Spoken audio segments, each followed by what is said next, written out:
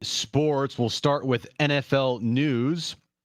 Joe Burrow left last night's game with a wrist injury. Now today, the worst news possible for Bengals fans. Joe Burrow out for the remainder of the year. Aztecs basketball tonight, 7 p.m. tip-off, 6:30.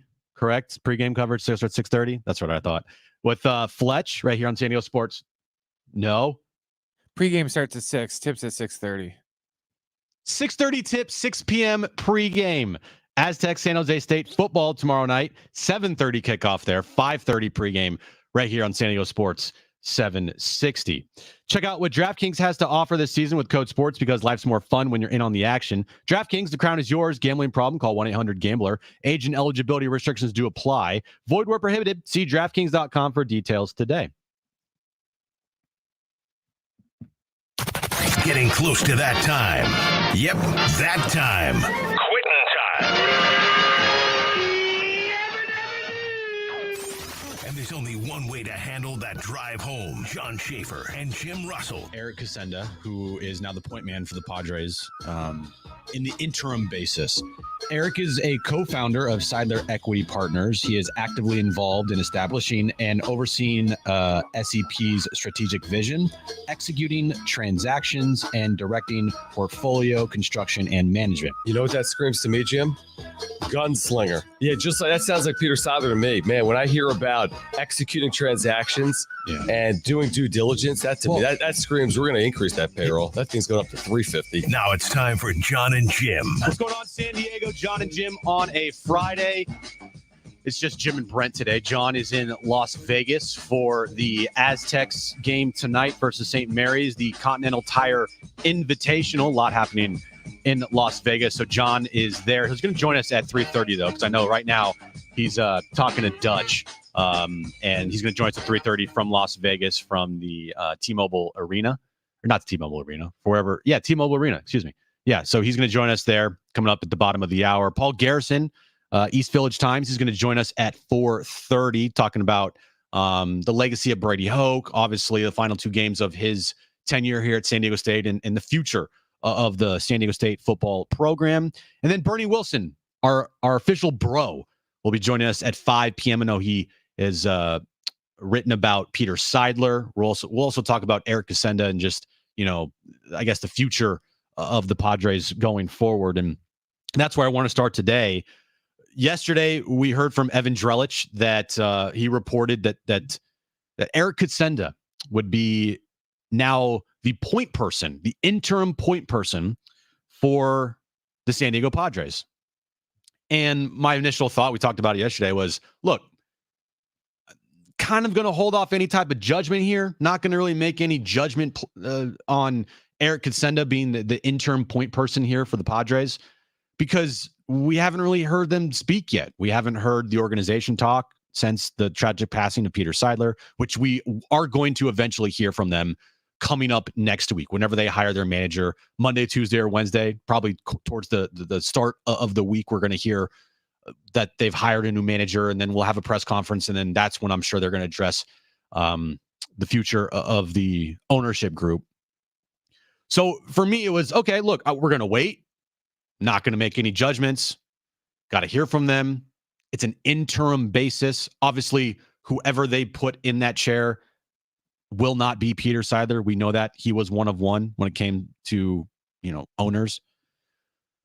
But then this morning, get an email from the Padres, and it reads this, which I thought was kind of interesting, because this is not what was reported yesterday. What was reported yesterday is that Eric Kutsenda would be the interim point person, and the emphasis of interim. But this morning, Padres sent out an email saying that the Padres appoint Eric Kutsenda as chairman and interim control person. So my first thought was, okay, so is he in charge of everything now? Like, is he not just the point person, or is he actually the chairman of the team? Is he the man that has now filled Peter Seidler's role? And will he be that person to fill his role for the foreseeable future? Like, I don't think this is just a 2-week thing. When you see words like chairman, like Eric Kutsenda is now the chairman of the Padres. He's the chairman of the team. He takes over for Peter Seidler. and the interim point person, you can appoint someone else to like down the road. It could be Eric Grubner as the point person for the Padres with Eric Kutsenda as the chairman of the team. You could have someone else be appointed the point person of the team while Eric Kutsenda remains the chairman of the Padres. So I thought the wording was interesting that Eric Kutsenda, the Padres announced today, is the chairman of the team. And then we hear for the first time from Eric Kutsenda. We mentioned yesterday that it's kind of hard to find anything on Eric Kutsenda on the internet. Honestly, there's literally one picture of him out there. Trust me, I looked everywhere. There's really no bio on Eric Kutsenda, just from a little snippet on the Seidler Equity Group's website. There's really not much else that you can find on Eric Kutsenda other than he lives up in Manhattan Beach and he's been a part of the Seidler Equity Group for over 20 plus years. So seeing that, you're kind of like, for me at least, I'm a little like, I want to know more about this guy. If this guy's going to be the official chairman of the Padres, I want to know more about him. I want to know what makes him tick. I want to hear from him. I want to know what he sounds like. I like, who knows if he even looks like this one picture that's on the internet right now. He could look completely different. He's going to catfish everyone. Right. He looks, he's just random person like, oh, okay. Well, then he sent out a statement, and the statement reads, with a heavy heart, I humbly accept this appointment in honor of my dear friend, Peter Seidler, who I had the privilege of working with for almost 30 years. I'm excited to partner with Eric Grubner and AJ Preller to help guide the Padres forward in fulfillment of Peter's vision. That vision includes the Padres remaining a family asset for generations to come and is anchored in Peter's dedication to the fans and community of San Diego. Our North Star remains the same: to win a world championship for the city of San Diego. Good first introduction, I think. I don't see anything wrong with that at all. But what I will say is maybe temper expectations here, because we don't really know much about him. And it's easy to say, I want to run through a wall for whoever's in charge now. I love what he said there. That's fine. That's all fine. But I do think that it's okay to say that you are a little bit of an arm's length here. And it's okay to say that actions speak louder than words. You know, this is great. First statement from Eric Kutsenda, who's now the chairman of the Padres. That's great. I love hearing words like vision and the North Star remains the same: to win a World Series championship for the city of San Diego, to carry on Peter's legacy. You love to hear that. But how many times, Brent, do we hear people say things and they don't follow through on them? I'm not saying that Eric Kutsenda, if he remains the chairman of the team, which it kind of feels like there's a good possibility of that happening, honestly. And it's kind of sounds like a good possibility too, if Major League Baseball likes Eric Kutsenda, that he could be remained as the point person for the team. So how many times have we heard people say things and they don't follow through on their words? A lot. Well, a lot of that was just standard, coach speak stuff for when you first get there. Whenever, it doesn't matter where you go. As soon as, if you show up to be the new coach, you're like, oh yeah, we're going to, whoever the Bears coach always claims that we're going to beat the Packers, and then they never beat the Packers. But they have to say that in their opening press conference because they know by saying that it's going to get people on board.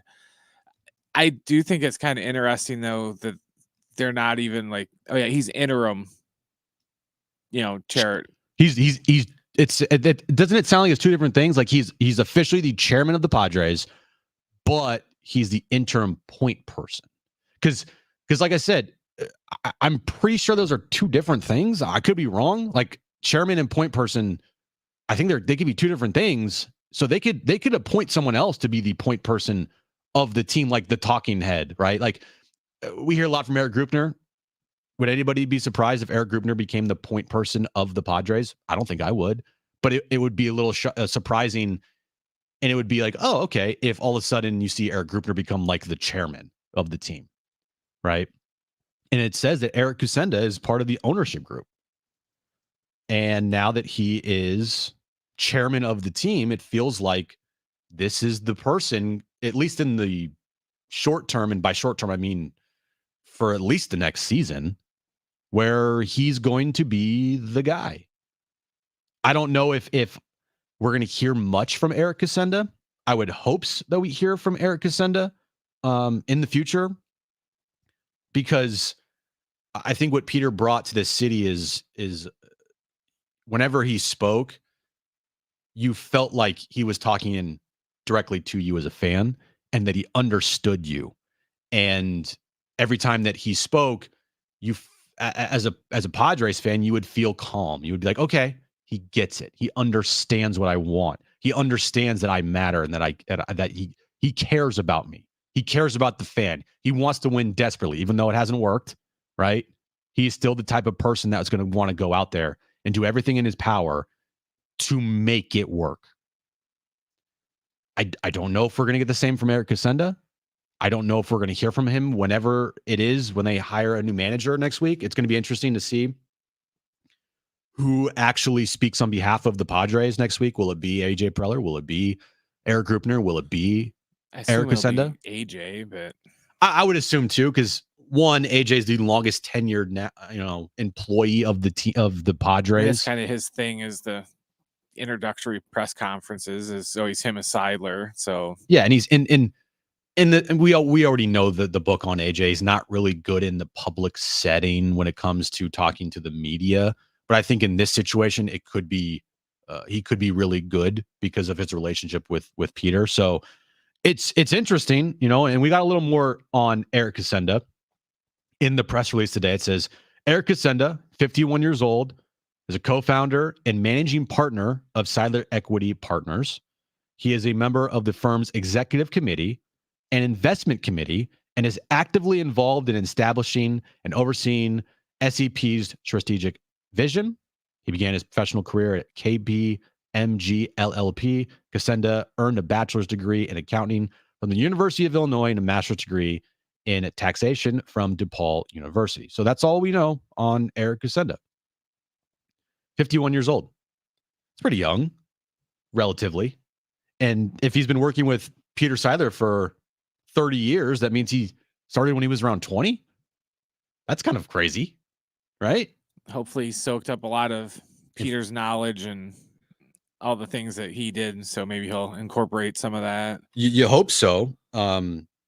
It's one of those things where we know that nobody can be Peter at all. But you just hope that when you hear the statement from Eric today, and if you haven't heard it, I'll read it one more time for you, because I feel like we're going to be in a situation where if you're a Padres fan and if you cover this team, we're going to probably have to get to know Eric Kutsenda here for a while. Like, I feel like this is not just a throwaway to the side. Eric Kutsenda doesn't matter who he is. Like, I think we should know who Eric Kutsenda is. I think he's going to be a prominent name with the Padres organization for a while. Could be just a year, could be multiple years, it could be for the next 10 years. Like, who knows? It could be a while that we are going to be saying the name Eric Kutsenda.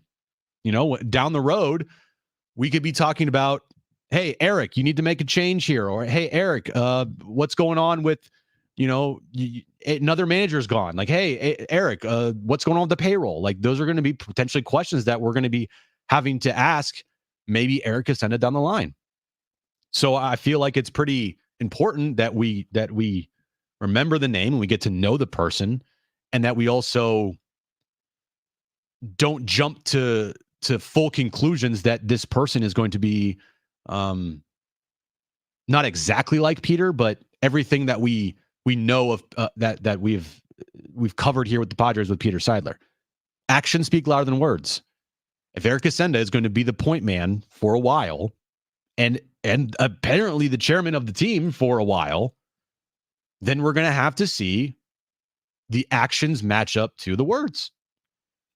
I guess one of the positives on nobody really knowing anything about this guy is there's no preconceived notion that is true of whether or not he sucks or whether he's any good. Yeah.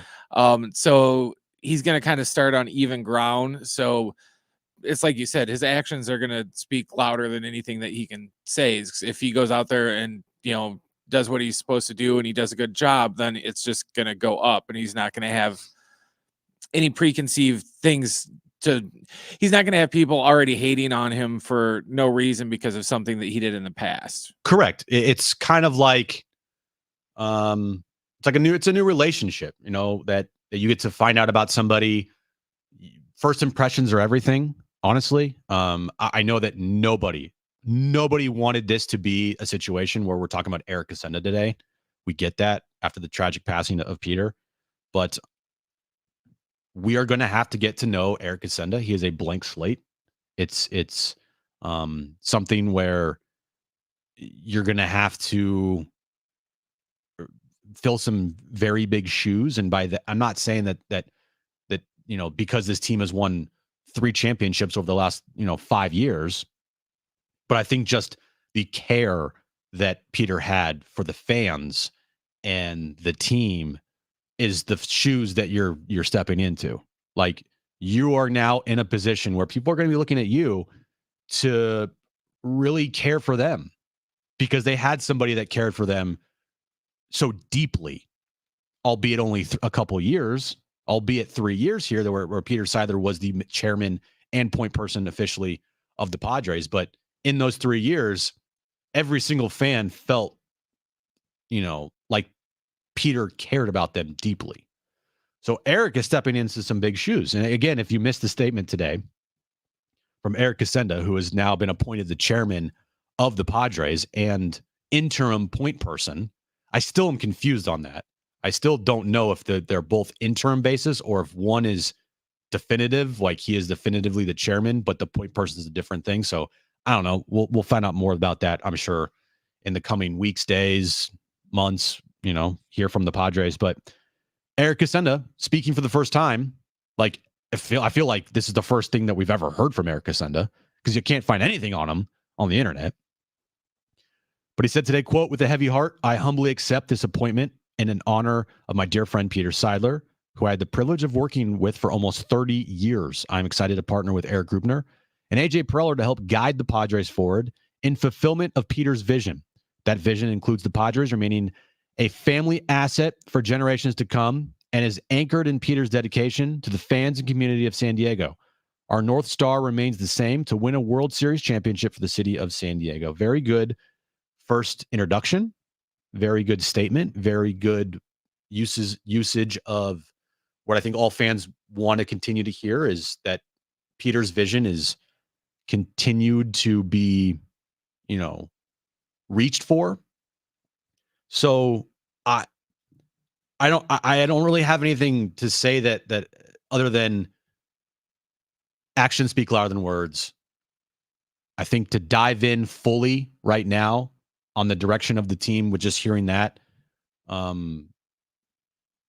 don't know if that would be wise. I think to stand back and wait to see what they do would be the right call here. Like, okay, what are you guys going to do? I'm not saying that to not root for the Padres. I'm not saying that to stop being a fan, but I think that it's okay to sit back and say, okay, you're entrusted now with something that I care deeply about, and you're now in charge of something that someone who was was there before you cared deeply about me. So I hope you can do the same, Eric. I hope if you're the chairman officially for this team for the long haul, and eventually if you become the point person for this team, I hope that you can care for me as much as Peter cared for us. It will be different, though. It won't be the same. I don't think we're going to see the type of spending in the future that you saw the last couple of years from the Padres. I don't think that's going to be happening. As it could be wrong. Maybe Eric Kutsenda is a gunslinger like like Peter was. Who knows? Just kind of reading the briefs, things on Eric Kutsenda and hearing from him. I see more of a measured person in Eric Kutsenda than, I'm not saying that Peter wasn't measured, but Peter had the idea of like at all costs, right? Like that was kind of the end of the sentence, was at all costs. Like I'll sign anybody at all costs. I want to win a championship at all costs. Is Eric Kutsenda a at all cost person? I don't know. I think one of the biggest aspects of, that job is knowing when to spend money and when not to spend money. Yeah. So I think that's going to be one of his first big tests is, who is he going to go out and spend money on? And is it somebody, like now in hindsight, people are complaining about the Bogarts deal and everything else. But when it happened, everybody thought it was great. So is it going to be a situation like that to where, is he going to know, is this money that we should spend on this guy, or should we just pass and just go elsewhere with our resources? Well, we don't even know if he's like a big time baseball fan. Like Peter was a baseball fan. He grew up loving baseball. The O'Malley family, Peter grew up with baseball. He wouldn't stick around being underneath Peter for 30 plus years if he hated baseball. Well, he also worked for his, Siler Equity Group that was that's true on the side of baseball. It wasn't the Padres. He was part of the ownership group, which it sounds like, but at the same time, a lot of people are part of ownership groups for sports teams, and they're not really fully sports fans. They're kind of just in it to be in it. And so that's the question for Eric is like, do you like baseball? Like, hey, do you like the Padres? Do you like that was the opening interview question. Do you like baseball? What about the Padres? Do you like baseball, Eric? Tell me that. So it will be interesting. That's the first thing we've heard from Eric Kutsenda, the new chairman of the Padres. And going forward, like I said, I am at a actions speak louder than words. I do like the words a lot that he said today. It's kind of hard not to. But also going forward, if the actions don't align with the words, then people are going to look at your words and not really care about them anymore. They're going to say, well, you said this, but you're not doing that. So going forward, that's going to be very important for Eric Kutsenda if he truly is going to remain as the chairman of the Padres and remain as the point person for the Padres. It'll be very interesting. We'll get John's thoughts as he's going to join us from Las Vegas. He's calling the St. Mary's Aztecs game tonight for the Continental Tire Invitational. Also, great guest today. We got Paul Garrison, East Village Times, and our bro Bernie Wilson at 5 p.m. But coming Mayor up of East County. Exactly. But coming up next, John Schaefer joining us live from Las Vegas. You're listening to Jon and Jim.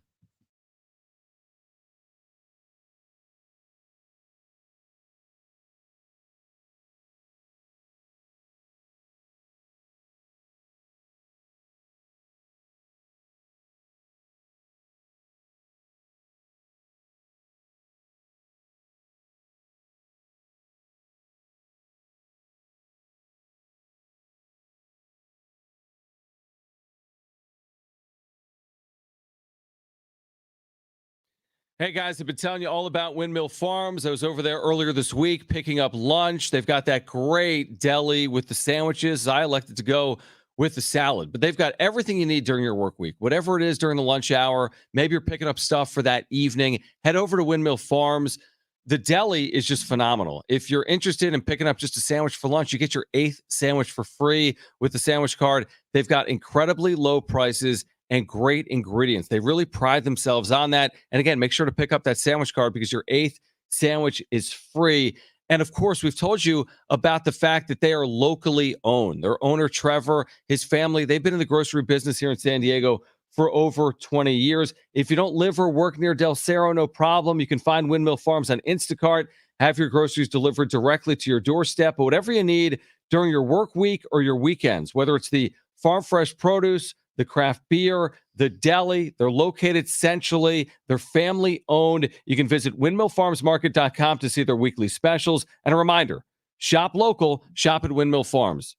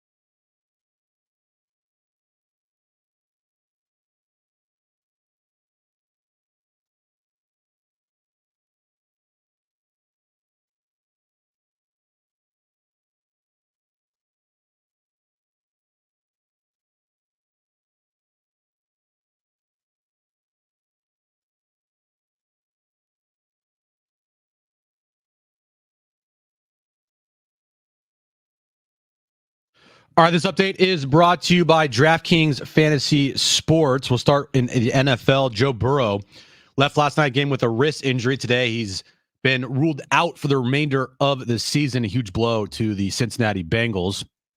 Aztecs basketball tonight, 6:30 tip-off in Las Vegas versus St. Mary's. 6 p.m. is when our pregame coverage starts right here on San Diego Sports 760.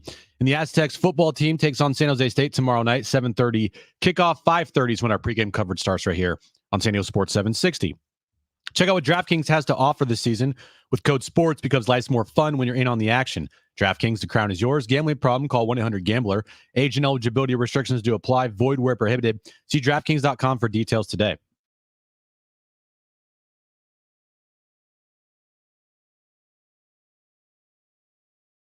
All right, back here on Jon and Jim on a Friday. It's just Jim and Brent today. Jon is in Las Vegas, but we are joined by Jon on his own show today in Vegas. Now, are you at your hotel or are you at the arena already? No, I'm at the Delano, Las Vegas, and I'm heading over to the arena at 4 p.m. So I just talked to Brian Dutcher for a pregame interview, which I just, I think he emailed maybe to Brent and Ben. And then I am going to go over to the arena in 30 minutes. So wait, what hotel are you staying at again? It's attached to Mandalay Bay. Oh, must be nice. Look at you, big living. Spectacular. It's a spectacular hotel. It is a beautiful day in Las Vegas. As you can envision, the town is. I mean, I've been here a lot, and obviously a lot of people in San Diego have as well. It's just, yeah. I mean, people are definitely excited. There's a lot of people in town for the weekend. So, yeah, looking forward to tonight. Now, are you close to the F1 race or what? Yeah. I think the track is. Yeah, I mean, we're on the Strip. So, I mean, or just, like I guess the north side of the Strip, right by the airport. Okay. So, yeah, I mean, you know me, I don't really, I don't know a ton about the F1 race, but I'm here for it. Has the traffic been like, has anything felt out of normal to you? No like traffic. None? Easy. Couldn't be easier. Wow. Cheap Uber, made it here in 2 seconds. Wow, look at you. Good amount of people here, but no. I was worried for you because I was worried that you're going to be texting me like, dude, this is an absolute disaster here. The same thing. No, everything's been perfect. Wow, that's great. Good job. Yeah. Okay, so we talked about it. Start the show today, Jon. The Eric Kutsenda. Right? Yesterday it was. Yeah. Who is this guy? We don't even know him. We can't find anything about him on the internet other than a couple paragraphs on the Seidler Equity Partners website. There's only literally one picture of him out there. But today we officially heard from him through a statement from the Padres, and just curious to get what your thoughts are on what he said today. I need to really hear from him. Like, I don't want to judge it one way or another because having, worked in professional sports and doing what we do, I mean, I don't know if these are his words or someone else's words. I thought it was a well put together statement, but I mean, we need more. I mean, it's like the beginning of a relationship. It's like the first time you meet someone, is that actually who they are? So we need to hear from him. We need to hear him with others. We need to see the way he takes action as opposed to what he just says. And that's not an indictment. I think he deserves a fair handshake in it. And it will take time, but we need more than this, right? And that's not his fault. It's been just 3 days since Peter's passing, and this is the direction that the organization is going in. I thought the statement was well put together, but to me, it's a complete just jumping off point, tip of the iceberg stuff, and we're going to learn so much more, and we need to learn so much more in the days ahead. And doesn't it feel like, the wording that the headline is the Padres have appointed Eric Kutsenda as chairman and interim point person? Do you think those are two different things? It's a great question. I thought the exact same thing when I read it in terms of what it actually all means. I don't know. My initial reaction was that Eric Kutsenda is going to be in charge, and it's not going to be for a short period of time. Like, I don't think it's going to be an interim. Maybe there'll be someone in the Seidler family that ultimately runs the organization, but he's not interim chairman. He's chairman. Right. So that's clear as day. I mean, that's in the first sentence that the Padres wrote today in a release. And to me, that's clear as day. So unless we're missing something, and again, I think we'll get more clarification. It's hard because it's nuanced, and we're making judgments based on 1 and 2 sentence releases without hearing from people. But the way it's written to me, is pretty clear that Eric Kutsenda is going to be in charge of the organization, at least for now, and we'll see if it's more for, more than just now. Yeah. No, I agree with you. It was the chairman line, because yesterday it was like, oh, he's the interim point person, but then you put the chairman name and attach that to his name, right? You start thinking to yourself, this is not going to be like a 2-week thing. This is maybe something that was already been in the works for maybe the last couple of months here, that Peter was unfortunately dealing with his health issues. So it sounds like Peter trusted him, and we'll see what happens going forward. But tonight, John, Aztecs, St. Mary's, I already know you're nervous. Like there's no doubt about that in my mind. This is probably, so far, would you say the most nervous game that you've had, or was it BYU? That's I think it's this one. And the reason is that this, like on a neutral floor, feels different to me than playing at Provo, where it's like a house money game. Yeah. Where if you win it, you basically didn't have much to lose in BYU or in Provo, in my opinion. Where tonight, listen, metrically, you're not going to hurt yourself. If you lose, you can help yourself if you win. But like, you only get so many of these opportunities, and they put together a really good non-conference schedule. But it's a non-conference schedule, so it's 6-8 opportunities with the BYU's and the St. Mary's and Sunday and Gonzaga, right? I mean, you're talking about 5, 6, 7 games. You got to pick a couple of them up. So it's a complete toss-up game. They played St. Mary's 4 consecutive years. They are very talented. St. Mary's is. They're coming off a loss at home, a surprising loss at home. They'll be angry because of it. So, yeah, it's a critically important game. I think both teams should be nervous heading into it, because both teams are really good. And they recognize that by winning this game, it's a feather in their cap and a resume builder for March. So, yes, I am nervous. I think it's a big game. I think it'll be a very good game. Mm-hmm. And we'll see if the Aztecs can come out on top. And looking at their schedule over here, the next, I mean, they don't come home until December 9th, right? No, you keep saying that. Why do you keep saying that? What are you looking at? What? Do you have like the internet? Yeah, I have the internet. What, am I wrong? Yeah, but your internet is wrong. When do they come home? November 27th. November 27th. In Still. fact, December 9th. Yeah, they're home December 9th, but they're home against Point Loma. Oh, yeah. That's the game I missed. Point Loma. My bad. Yeah, whatever. One game. Because okay, that's the one. I'm wrong. I can admit it. I'm wrong a lot, but I skipped over the Point Loma Nazarene game, and I went straight to the UC Irvine game on December 9th. You said it to Chris Acker the other day, and I forgot about it. Oh, no. And he let it slide, but I'm like, there's no way San Diego State would go 3 weeks without a home game. Well, still, you're going at least 10 days without a home game. Yeah, they're going 13. 13 days without a home game. That's a 2 weeks. There's 2 weeks right there. Yeah, 13. But I'm saying you're not going like 3-4 weeks. Anyway, what's the takeaway here? My takeaway is that this is a tough stretch for the Aztecs here. Like, this is probably one of their toughest stretches of the year if you look at their whole schedule.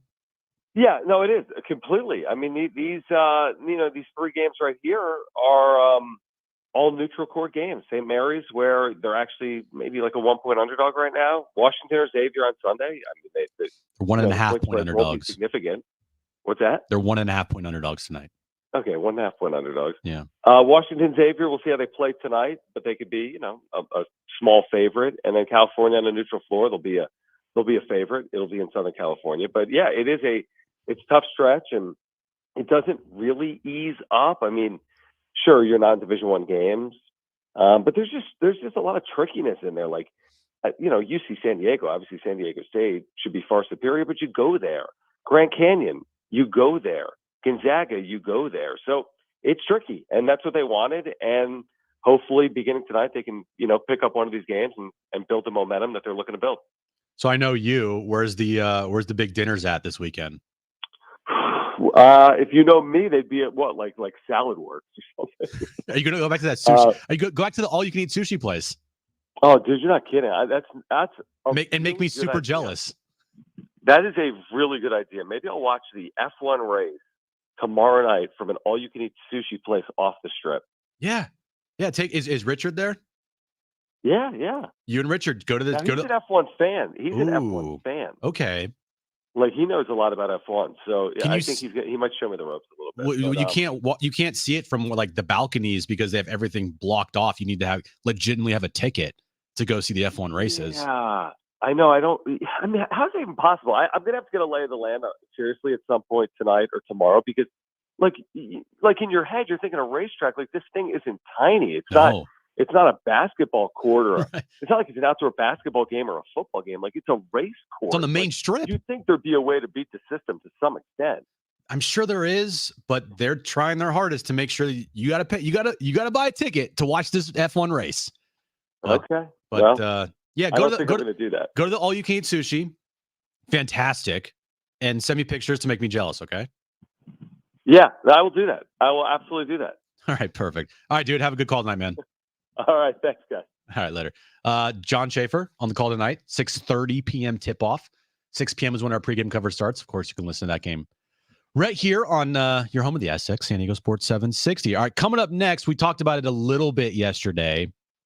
Getting some more clarity today on the vote that was passed yesterday unanimously by the owners in baseball to send the A's to Las Vegas. But was it going to be unanimous if Peter Seidler was there? We'll talk about that coming up next.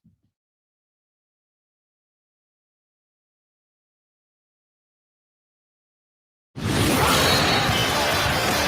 30 minutes away from the tip. Counting down to Aztecs basketball. This is the countdown.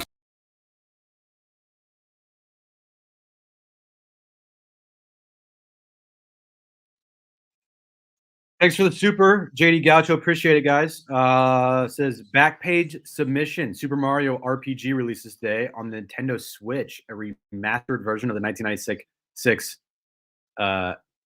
SNES gaming SMRPG, Legend of the Seven Stars.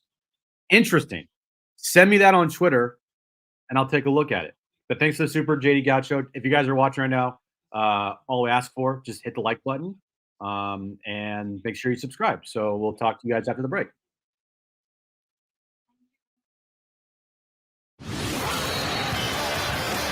30 minutes away from.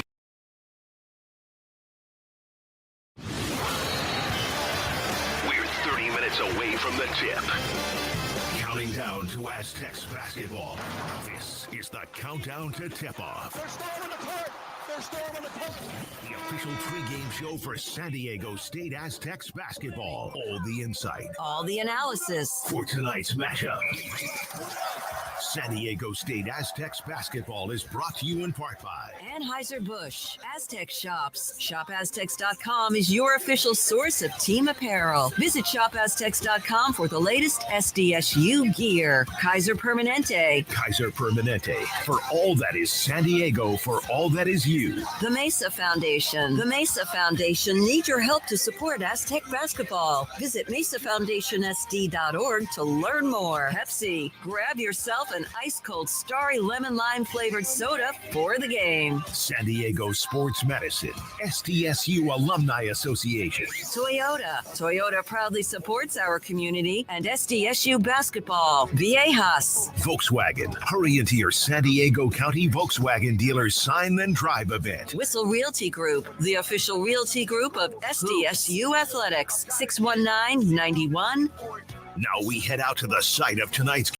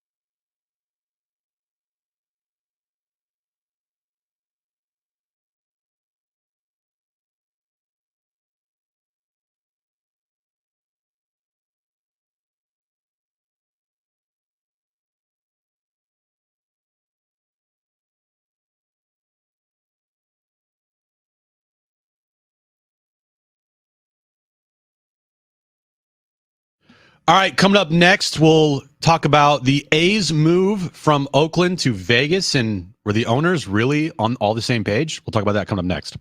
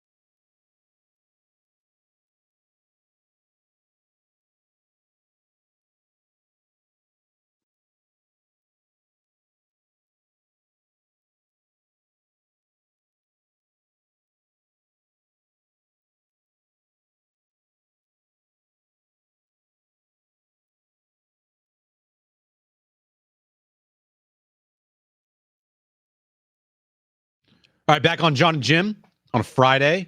Just Jim and Brent today. Jon is in Las Vegas. You'll hear him on the call tonight.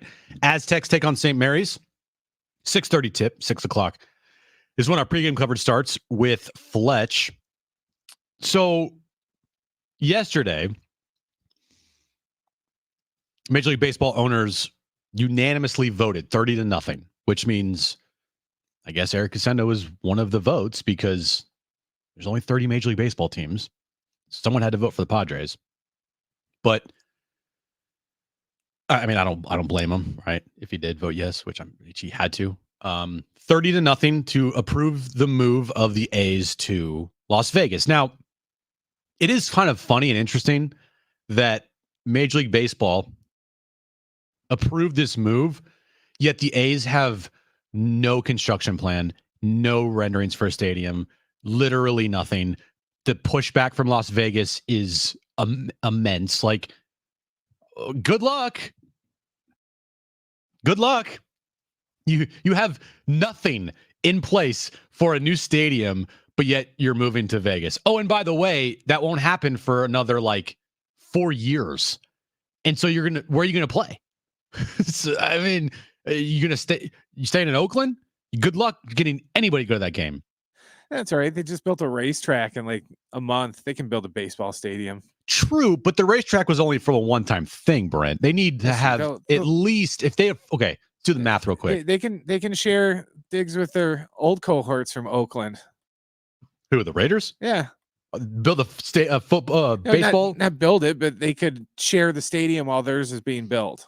All right, so 81 times 4. It'd be just like the old Raiders and Oakland, only you won't have dirt in the infield that you have to play football in because it'd be turf. So 4 years is the timetable. 81 home games a year. They're not making the postseason. What? So 324 games. Change of scenery is going to turn it all around. They're going to have to worry about 324 games. They're going to have to figure out where the A's are going to play. And it's already turning into a situation where last year you saw the reverse boycott for the A stadium. This year you're going to see the actual boycott. I hope that nobody, and I mean nobody, I hope that on opening day in Oakland, there's nobody there. Literally nobody there. That'd be awesome. Because John Fisher does not deserve any of their money at all. But the reason why we're talking about this and the owners is that I sent this to Darren this morning, and I saw this circulating on Twitter today. And Darren talked about it briefly yesterday. And maybe he's right, because on an episode of Locked on A's podcast, there was somebody on there that said, quote, there was a group of 7 to 8 owners who were discussing voting no until the leader of that group suddenly passed away on Tuesday, and the commissioner rallied the troops. I mean, we have audio. It's hard. We can't play the audio because it's bad on radio, but it is interesting, and it makes you feel somewhat good if you're a Padres fan, knowing that if Peter were still here, he would have put his foot down. And that's the type of guy Peter was. He cared about the fans so much, and he saw what happened in this town when the Chargers left and that scum Dean Spanos took the team to LA for an extra buck, instead of knowing how much the franchise meant to the fan base. It's not just his team, it's the fans' team. It's a civic thing. And Peter understood that. So if this were to be true, it just another thing that you could say about Peter Seidler is how he got it. He understood. He knew how much fan bases meant, and he knew that, a team in a town for over 60 years meant something. And if you want to move them, that's just ridiculous. And it should be on the owner of the team to make it so that they don't have to do that. And Peter understood that. Peter knew that. So if that were to be true, one, it's just extremely unfortunate, because you feel like if Peter were still here, maybe there would have been enough pushback. Maybe there would have been, I don't know Is it just if it was just like you had to get majority, or if you had to get a certain amount of votes in order for the move to be approved? But if it was a case where you needed to get, like, say, 23 votes or whatever the case may be, and I don't know, I apologize, I don't know how many votes you actually needed.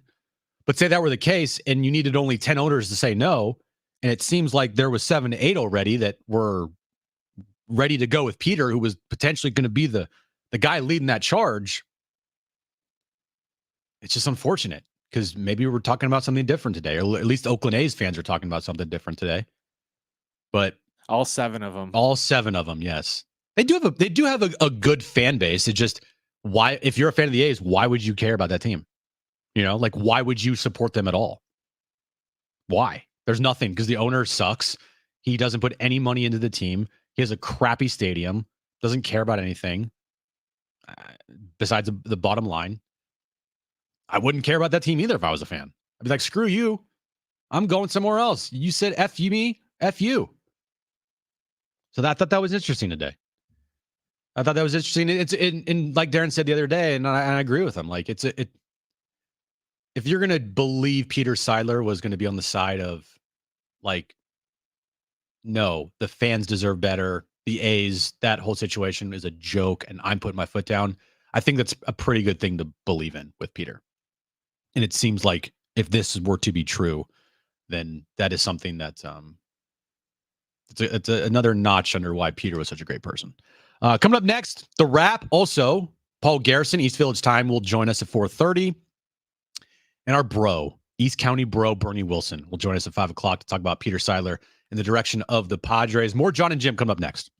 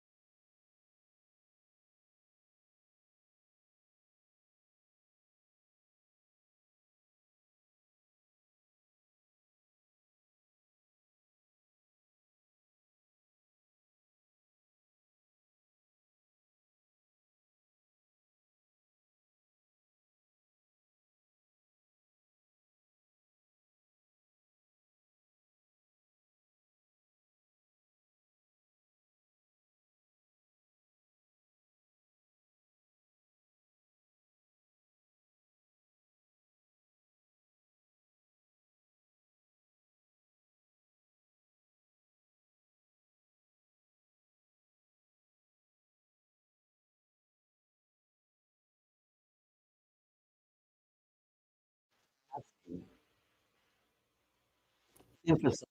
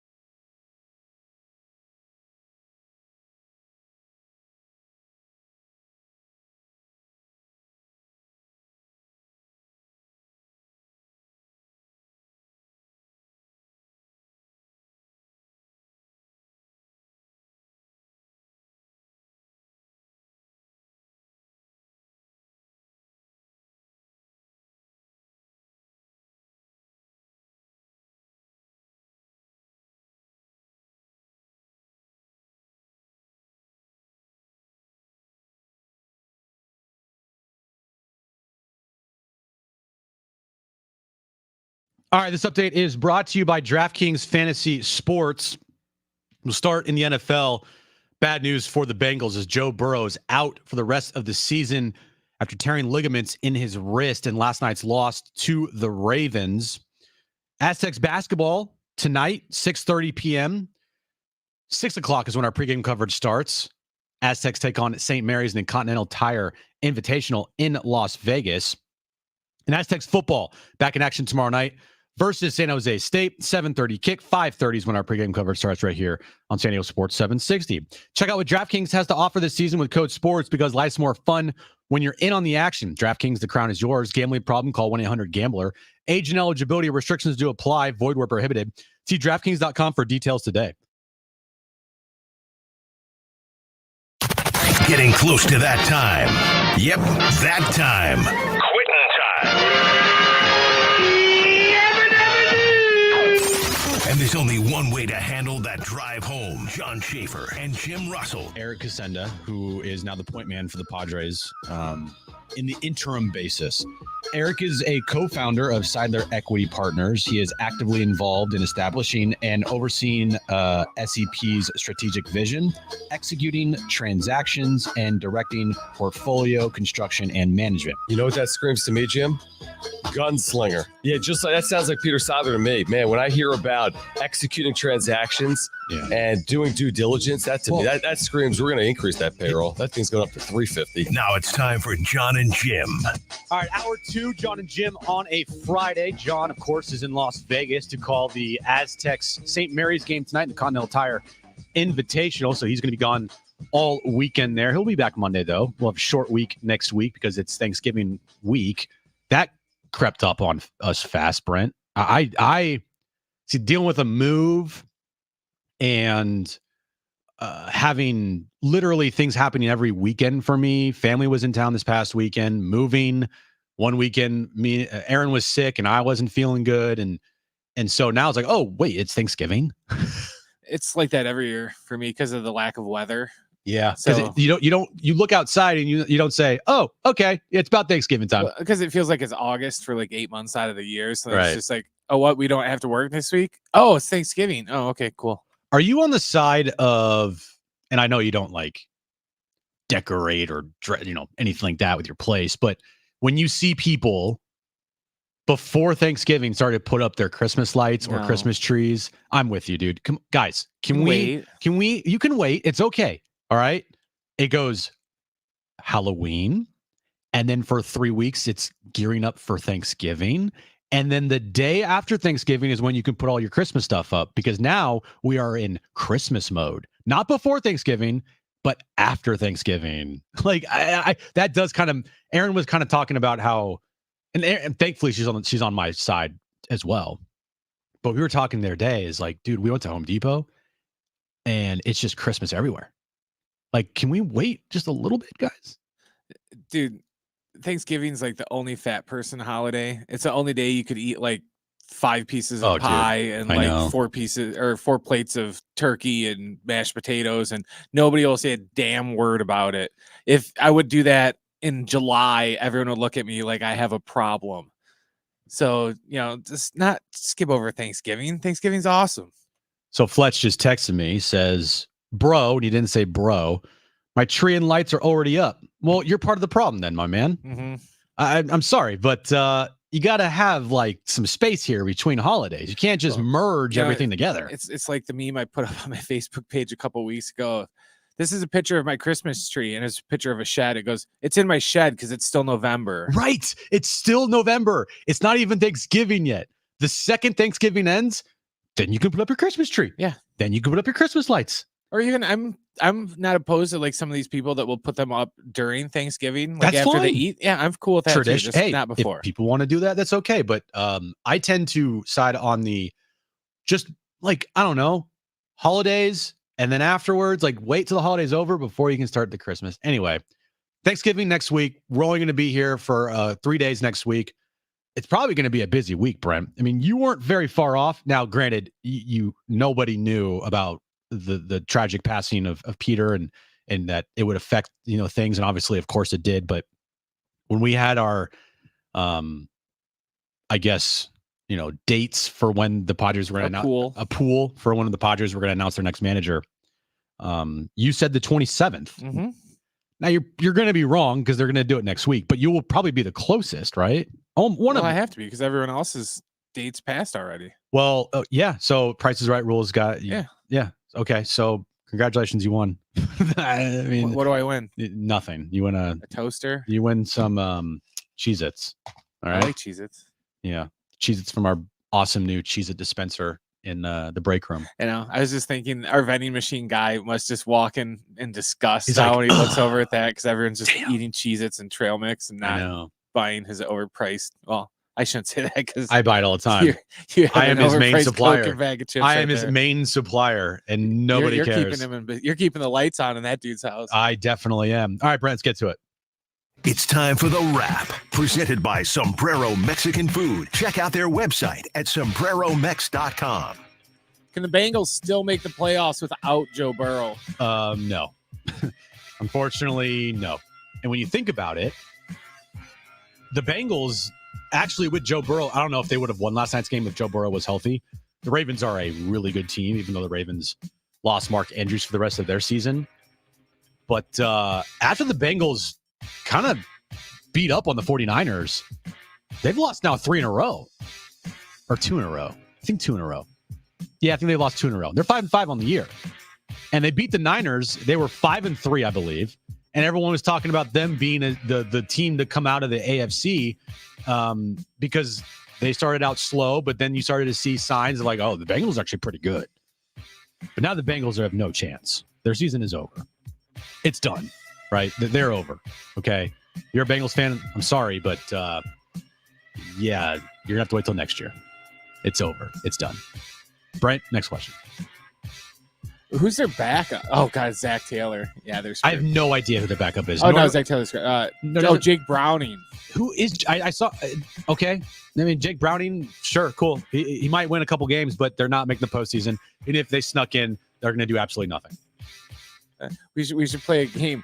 Jake Browning or Eric Kutsenda, or however you say his name. Eric Kutsenda. Yeah. Which is which? I think it's Can Eric. you pick them in a lineup? I think it's Kutsenda. Like, because how it's spelled is Kutsenda. We'll figure it out. We'll figure it out when he actually speaks. Yeah. All right. Next question, Brent. Now with Burrow out, are the Chiefs the lock to make it to another Super Bowl?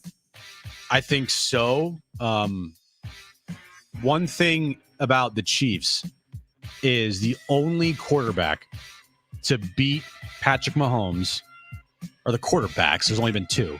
The only two quarterbacks to beat Patrick Mahomes in the playoffs besides the Super Bowl, actually the Super Bowl as well, have been Tom Brady and Joe Burrow. Those are the only two quarterbacks to beat Patrick Mahomes in the playoffs. That's it. The year that the Patriots won the Super Bowl and they faced off against the Rams in that 13-9 game, I think it was. Tom Brady beat Patrick Mahomes in the AFC Championship game. When the Bengals won the Super Bowl a couple years ago to face off against the Rams, Joe Burrow beat him in the AFC Championship game. And the only Super Bowl that Patrick Mahomes has lost was against Tom Brady and the Buccaneers. So when you think about it, if Joe Burrow's in the playoffs, if you're a Chiefs fan, he's the only quarterback that you're scared of. Well, guess what? You're not scared of anybody now. So yeah, I'm going to say lock for the Chiefs. They're already the number one seed in the AFC. They have arguably the best defense in the AFC, which when you look at Patrick Mahomes and you give him the best defense, that's going to be a tough combo to beat. So yeah, I'll say the Chiefs are a lock for the Super Bowl.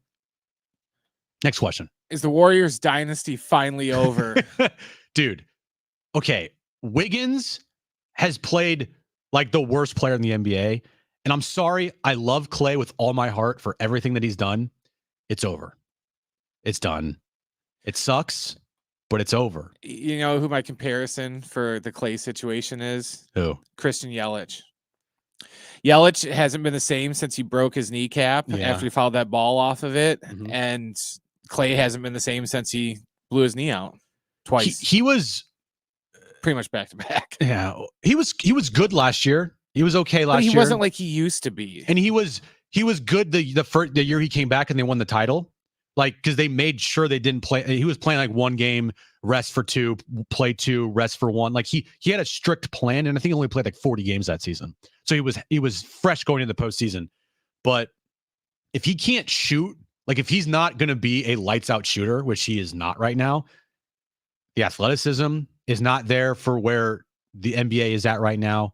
And unfortunately, his defense is not like it was. And that's to no fault of anybody, but just the stupid injuries. Like, it's unfortunate, but yeah, he's looking for a new contract this upcoming offseason or next offseason. And I would doubt the Warriors give him a max deal. No, like I don't think they would. It's unfortunately over. The only player on that team that they should be building around now for the next couple of years is Steph Curry.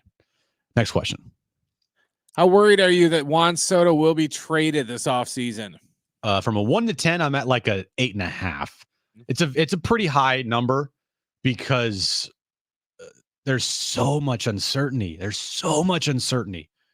And it's to nobody's fault at all. Like it's almost just like this is life. Like it's just what happened with Peter was extremely unfortunate. But and I don't know if Peter were still here, if these things would be happening. I would tend to want to go on the side of no, just because I feel like Peters was the type of person and the type of person to kind of put his foot down and say, no, we're going for it at all, at all costs, right? At any means necessary. We're going to do what we need to try to do to win a championship.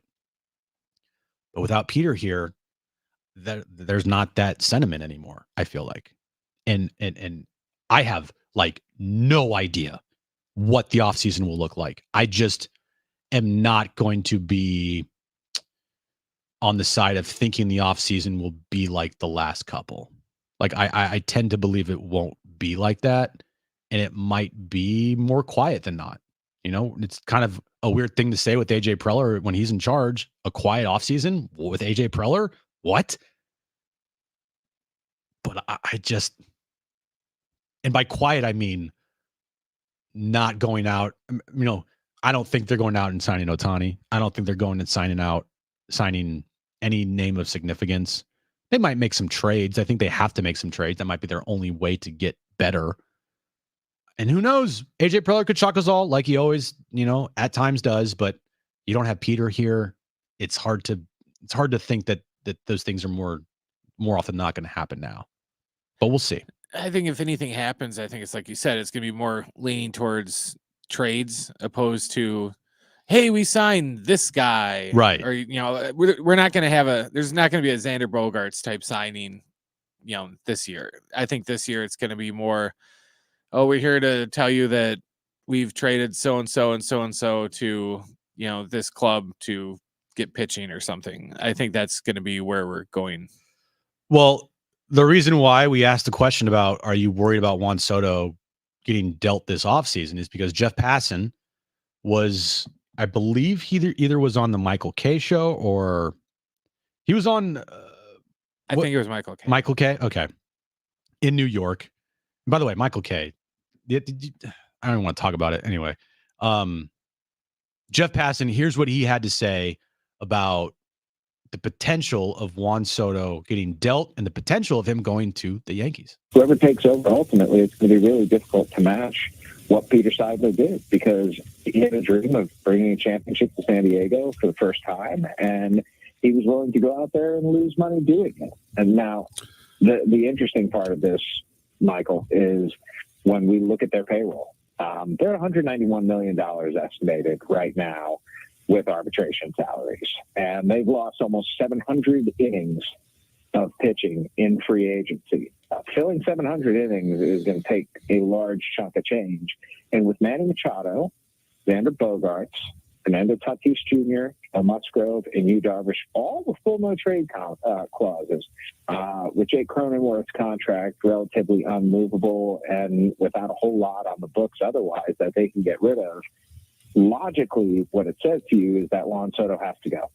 If you want a payroll at $200 million, as the Padres would like to do for next season, Juan Soto simply can't be a part of it. And that is why Yankees fans should be excited, because I think they've got a really good chance of going out and getting him. First off, I think it's incredibly, I guess, messed up is the first thing that could come to my mind when, and this is Michael K the other day, on the day that Peter Seidler passed away, was using his passing as a way to say that this isn't that now the opportunity to get Juan Soto. I thought that was incredibly just messed up. What he said was along the lines of, well, now that Peter's gone, they can go get Juan Soto because they're not going to re-sign him. And I thought that was just pretty disgusting, honestly. Like, guys, really? I mean, we can talk about what the future of Juan Soto is later, but if you want to relay Juan Soto's future being dealt because of the passing of Peter Seidler, like, screw all the way off. I mean, just read the room, guys.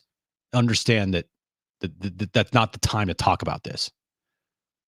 And I don't think that to say, well, now that Peter's gone, these are the changes. Like, even if Peter was still here, there were still going to be changes with this team. So any media member, anybody out there saying that because Peter's gone is now the opportunity to strike against the pot, like, stop. That's incredibly just messed up, in my opinion. Because if we were going to be talking about this regardless, the future of Juan Soto was always going to be something this offseason that we were going to be talking about. And so just looking at it from that aspect, you're hearing more and more about, Juan Soto's probably going to get dealt. The logic of everything, even before the tragic passing of Peter, was how are they going to, if they're going to go down to 200, how are they going to build a cohesive roster and build a roster that has enough pitching and depth with Juan Soto on it with a $34 million, a year check. So yeah, I mean, going forward here, that's going to be the biggest thing. I am personally on the side of keep Juan Soto just for next year. Roll the dice. You're probably not going to re-sign him, but hey, we knew that going into this thing. Like, when Juan Soto was traded here 2 years ago now, right? No, a year and a half ago, excuse me. I remember saying, look, if they don't re-sign Juan Soto, I understand. I would love if they re-signed Juan Soto. I would have loved if they built this team around Juan Soto and Fernando Tatis Jr., but they didn't. They made their bed. They chose Manny Machado and they chose Xander Bogaerts and such forth and you know, Darvish but you got him. You said you got him for 3 playoff runs. So go out there and try to get him for at least one more playoff run. Try to have it for one more playoff run. And who knows, maybe at the deadline next year, you have an opportunity to add because you're actually good with Juan Soto. And then if you make the postseason and you have a run, wouldn't you want Juan Soto on this team? Like, wouldn't you, if you made the postseason next year, want to have Juan Soto on your team? Because you look at his postseason career, pretty clutch. I mean, he's a guy in the postseason that pitchers would not want to face. So I am on the side of, look, we all knew going into this Juan Soto tenure with the Padres that it probably, the likelihood of him staying long-term was not very high. It was still a likelihood, but it wasn't like this overwhelming thing, especially when they signed Manny and they signed Bogaerts and they signed Darvish and they have Tatis under contract, right? And who knows, maybe Peter would have said, yeah, screw it. I love spending money. So another $500 million contract. Why not? Who cares? But even with Peter here, it still was something that was going to be difficult because of who the agent was. So I think they got to keep Juan Soto just for the next year. Anybody out there that says that Juan Soto is not a good player because he, quote, doesn't hustle or, quote, doesn't play good defense, like, really? He makes just can Juan Soto make a normal play in left field? Can he catch the ball, Brent? Yeah, he can catch the ball. He's not a buffoon out there defensively. Like, when have you seen Juan Soto be an absolute buffoon in left field defensively? Right field was not that pretty the first year, but left field, when did we see it all last year? Him look like he was nominated for a Gold Glove. He was nominated for a Gold Glove in right field. He actually had some amazing throws last year in left field for some putouts. So anybody thinking that Juan Soto is just this like bum defensive player, watch the games. He's not. Also, Juan Soto's not a guy that I feel like is the worst base runner in the history of the sport. He's not the greatest, but he's not the worst. But his bat is something that I would want on my team. So I say, if you can, try to roll the dice, make some trades, and try to keep Juan Soto for the next season. And hopefully next year you have a Juan Soto and Manny Machado and Xander Bogaerts and Fernando Tatis Jr. and all those guys play up to their potential. And one of them stands out and has an MVP type of season. Because if you trade Juan Soto, if that's the first thing that they do this offseason, Brent, oh man, people are going to be pissed. Like the tragic passing to Peter Seidler, and the first thing that you do for baseball moves is you trade Juan Soto. Not saying that they would have not traded him if Peter were here, right? That there was still a possibility of that happening. I'm just saying, like, Juan Soto can help you win. It might cost you next year as far as the money, but we all knew that. Like, everybody knew that. So, yeah, I am hoping that I don't get that notification from Jeff Passan that Juan Soto has been traded to X team in the next couple of weeks, because that will suck. It will suck. I like covering Juan Soto. I love watching Juan Soto play. When he is on his game, he is one of the best hitters in baseball. And to keep him for his age 24 season in his prime, I want to do that. I want to keep Juan Soto. Make a run for the postseason next year. You just got to win 84 games, dude. You just got to win 84 games, Brent, and you're in. I'm team Juan Soto.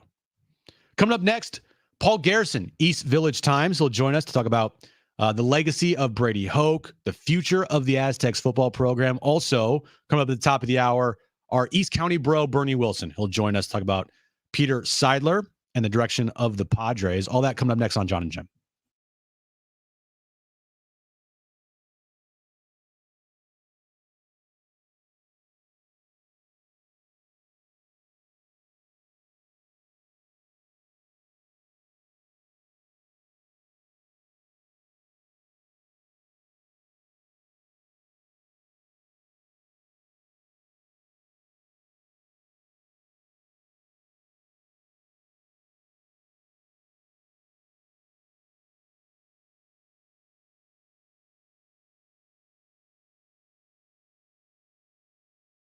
Hey guys, it's Schaefer again. And if you are an Aztec fan, if you are a San Diego sports fan, I've got the perfect holiday gift for you.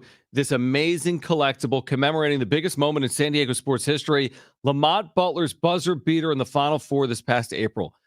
I get chills thinking about it. I still get chills thinking about it, being there courtside for this unbelievable moment.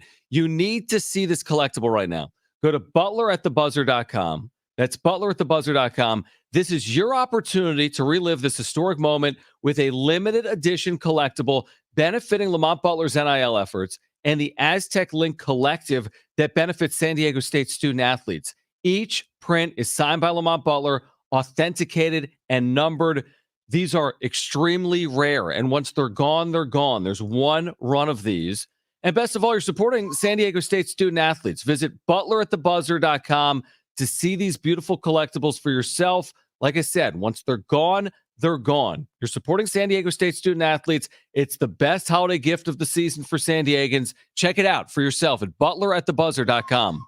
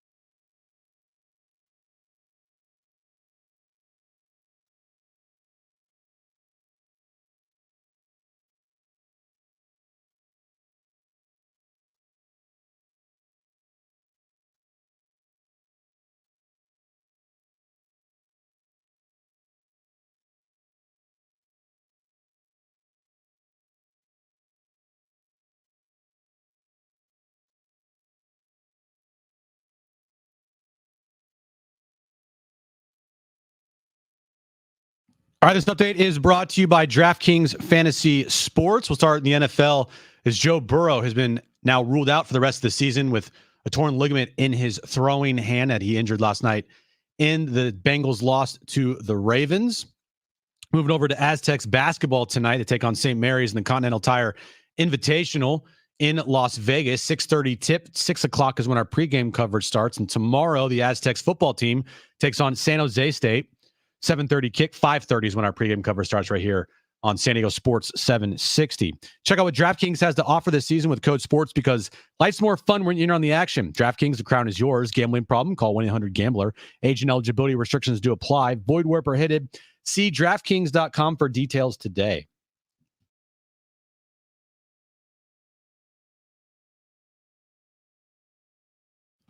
All right, back here on Jon and Jim.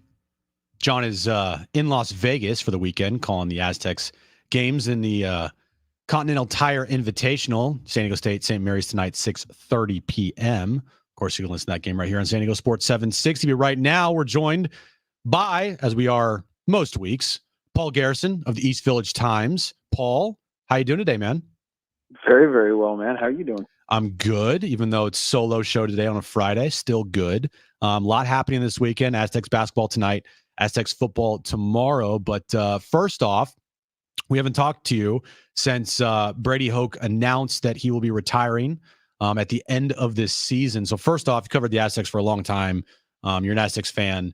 What would you say the legacy of Brady Hoke is here at San Diego State?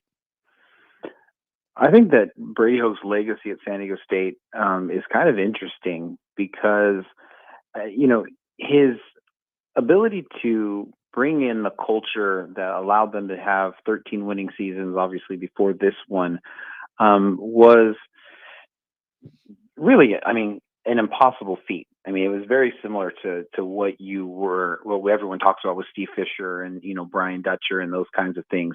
But because he only stayed here 2 years and then Rocky Long took over and had, carried on that and had a lot of success, I think in some regards, Brady Hoke is going to kind of be always put together with Rocky Long in a very similar way that Claude Gilbert is remembered as the person who followed Don Coryell, and people kind of don't remember him by himself. And so I think it'll always be the Long Hoke era. But I do think that in terms of the importance to the program, whether it was, again, setting that culture, and then also being able to continue that culture through COVID, through playing 2 seasons in Carson, I think that his legacy and what he's remembered for will not be as big as his actual impact was.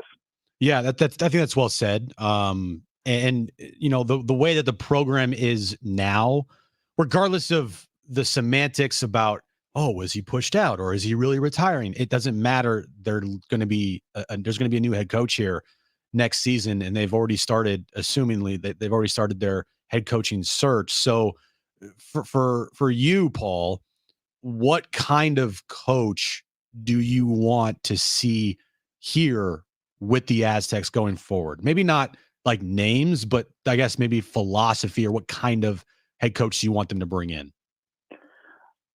I think the head coach that I would want them to be in, and I think it's a very similar thought to what you said on the radio. I was listening when you guys were discussing it earlier in the week. San Diego State has kind of lost the PR battle the last year, whether it was they're going to go to the Pac-12 and then they're not being able to really command, what's going on with Snapdragon Stadium, what's happening with attendance. They haven't been out in front of the PR game. And I think the coach who needs to come in next needs to allow San Diego State to kind of get back to what they were building and the momentum that they had, and they should have, because of Snapdragon Stadium, because of all of the things that have been positive around the program. And so I think that can look a couple of ways. It can look, I think, as you said, they could get a splashy hire, somebody that will get them that national recognition right away. But I think they need to get somebody overall, if they don't go with that national profile, just somebody who's a really great communicator, who sounds really good on interviews, who you can make, a little TikTok clip and it's going to play with these young kids. And so I think as long as they get that kind of communicator who can command an audience, I think they can win that PR battle. And so I think that's a really big component.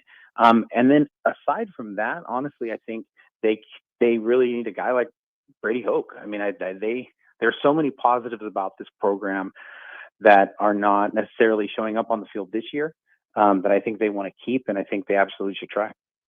So going forward, do you believe that this is probably the biggest hire that JD Wicker has had as his time here at San Diego State? Oh, there's no question. Absolutely.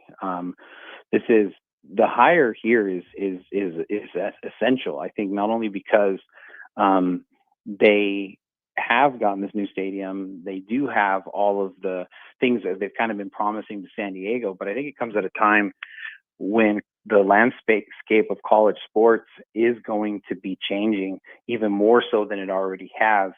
And I think if San Diego State is able to make the right hire, win, be successful, and potentially put themselves in a position to be at whatever that next evolution of the game is going to be. Because if they don't, I think it affects every single sport on campus, including, Brian Dutcher and the men's basketball team. And I think that getting this right at this time is absolutely pivotal for SDSU. No, I completely agree with you. The transition from Rocky to Brady, there wasn't really like a coaching search. It kind of was pretty seamless, right? And they haven't really had a coaching search here since 2009, essentially. So it's been over a decade since they've gone outside of the program to bring in a new head coach. Switching gears here, Paul, to the Aztecs basketball team. They're in Las Vegas tonight, taking on St. Mary's. First up, if they win this game, they'll either take on Washington or Xavier in the championship of the Continental Tire Invitational. Your thoughts so far on the early parts of the season? I know they went up to Provo and they lost to BYU. It was a close game. It kind of got away from them in the end, but so far, just your thoughts on this Aztecs team throughout the first 3 games of the year.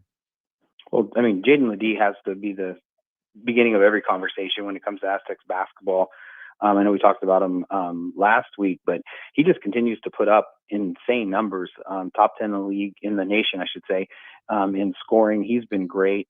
I'm really anxious to see how they're going to play tonight. In terms of just the profile of St. Mary's, they are a taller team, much more similar to BYU than Fullerton or Long Beach State. And their height really bothered SDSU on offense. It didn't prevent Ledee from scoring, but it just prevented the spacing and the open shots that they have gotten in the other games. And so Brian Dutcher, he's really good at being able to say, okay, this is what teams are doing to us. Here's our counter. And so I'm excited to see, what counter do they have to the height that BYU brought. Because then you got to imagine that St. Mary's has looked at that tape and they're going to be playing in a very similar manner. And yeah, Jaden Ledee, by the way, you mentioned he's not only playing at a level that would put him in contention to be the Mountain West Conference Player of the Year. He's playing at a level where you're talking about All-American. I feel like he is at an All-American level, 25 and 10.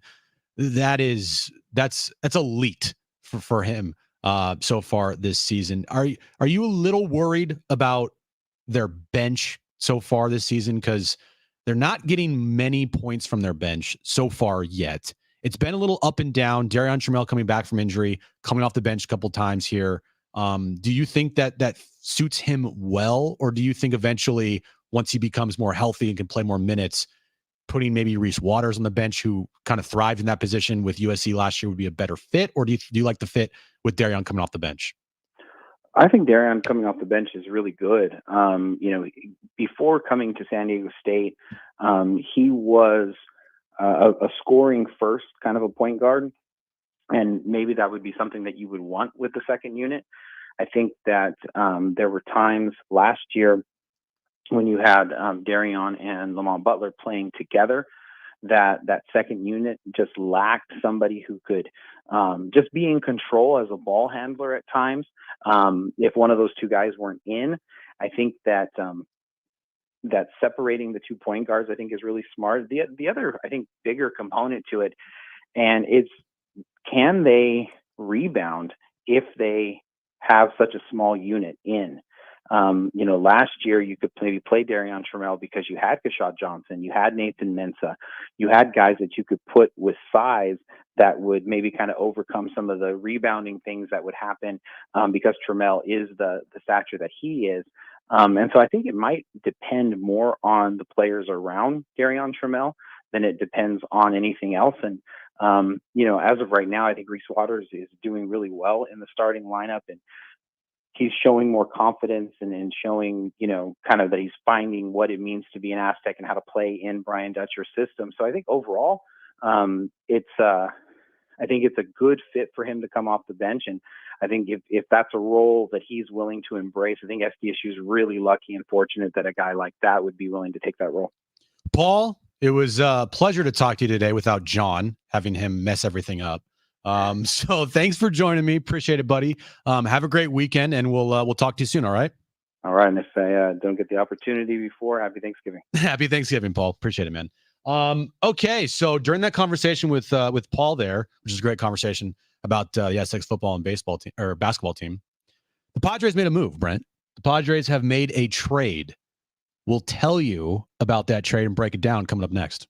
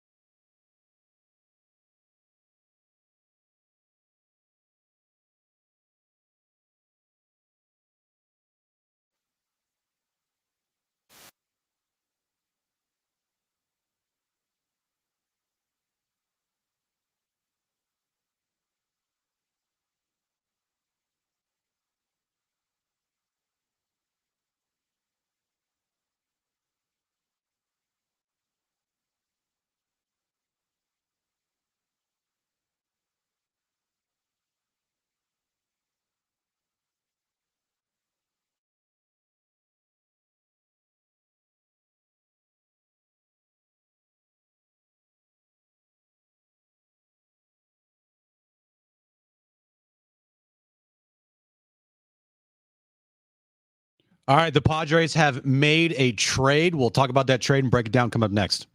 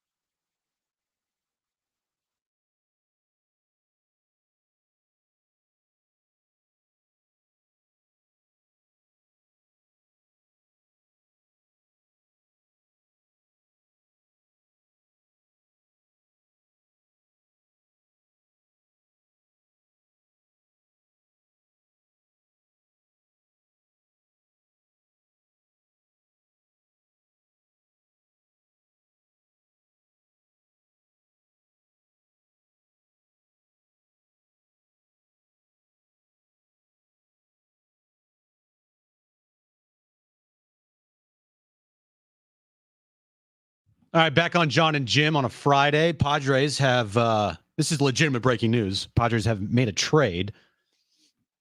They have traded. Let me pull this up here. Sorry. They have traded Scott Barlow to the Cleveland Guardians for reliever Angel de los Santos. I hope I'm saying that name kind of right. The last name you got right. Well, it says pronunciation. His first name is Angel de los Santos. You're probably wondering who? Well, let's break it down a little bit. All right. First off, 27-year-old right-handed pitcher, relief pitcher from the Dominican Republic. Looking at his numbers, because that's all that anybody cares about. The last 2 seasons have been pretty good for De Los Santos.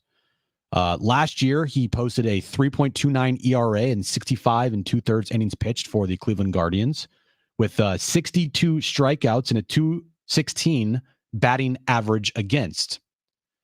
He is arbitration eligible this season. He is not a free agent until 2027.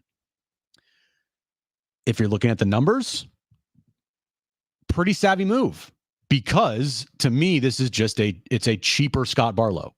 You traded Scott Barlow, who was arbitration eligible this year, who is probably going to make between $5 and $7 million, for a guy that's probably going to make around $1 to $2 million.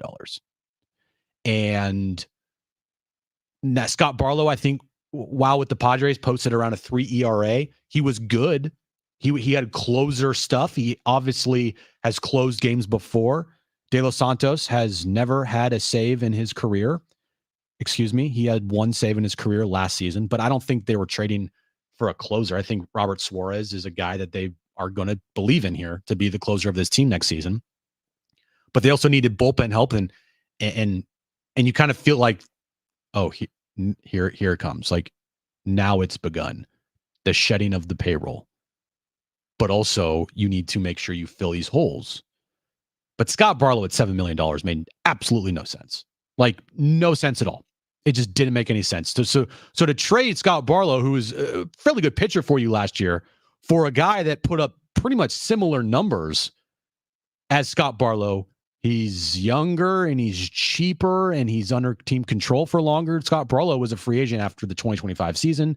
De Los Santos, he's under team control through 2027. I wouldn't be surprised if we see more moves that are kind of similar to this to try and cut some of the cost on some of these, I don't say lesser known, but just some of these non-marquee players to see if maybe, we can keep Soto and still address all the needs that we need by just trading off, like you said, getting rid of Barlow for, Santos. It's pretty much, you're getting the same guy. It's just you're getting him for less money and an extra year. So I think we're going to get more deals like that. Yeah. So then they can try and save the bigger name players and just try and save the money by getting rid of the rest of the Barlows. So I like the move. I do. I don't hate it. I don't hate it. I think if you just look at the numbers and you look at him compared to Scott Barlow, I put on Twitter, you're basically getting a cheaper Scott Barlow. That's great. I'm 100% on board with it. I like the move. I think it's good. Angel de los Santos. What are you laughing at? No, someone on the text line said the Padres got Ron DeSantis. No, different guy. Different guy. 2 years ago in 2022, he had a very good season. 50 games, 53 innings pitched, 61 strikeouts, only 17 walks, had a 3.04 ERA. He was a reliever, and relievers can stack up some wins, and he stacked up 5 of them. So, yeah, I like the move. It's good. I'm trying to see here. No. Okay. But yeah, it's a cost saving move and you're not losing much. If anything, you might even be getting an upgrade in some areas. Because if you look at Scott Barlow's numbers here, now he was good when he came here to San Diego. One reason, Ruben Niebla can take anybody and fix them, it feels like. So if you have a guy coming here that I like it. I have to see what kind of stuff he has. I don't know if he throws heat or not, but just looking at his numbers, they're pretty good. Scott Barlow last year with the Padres had a 3.07 ERA and 29 and 30 innings pitched. But he was going to cost you some money. And if he wasn't going to be your full-time closer, which I don't think they envisioned him to be, then paying him $7 million is not ideal. Not ideal at all. So yeah, they got the cheaper version of Scott Barlow. I like it. I think it's a savvy move by AJ. You're probably wondering, wait, don't you just bash everything that AJ Preller does? Actually, I don't. I actually tell you when I think he makes good moves, and I tell you when I think he makes bad moves. More often than not, it's bad moves. But AJ Preller has made good moves, and I think this is a good move. So we'll see. But the offseason's off and running here. We are now in offseason mode. It has begun. It has begun. And then next week, we'll find out the manager. Got the winter meetings coming up here in a couple weeks in Nashville.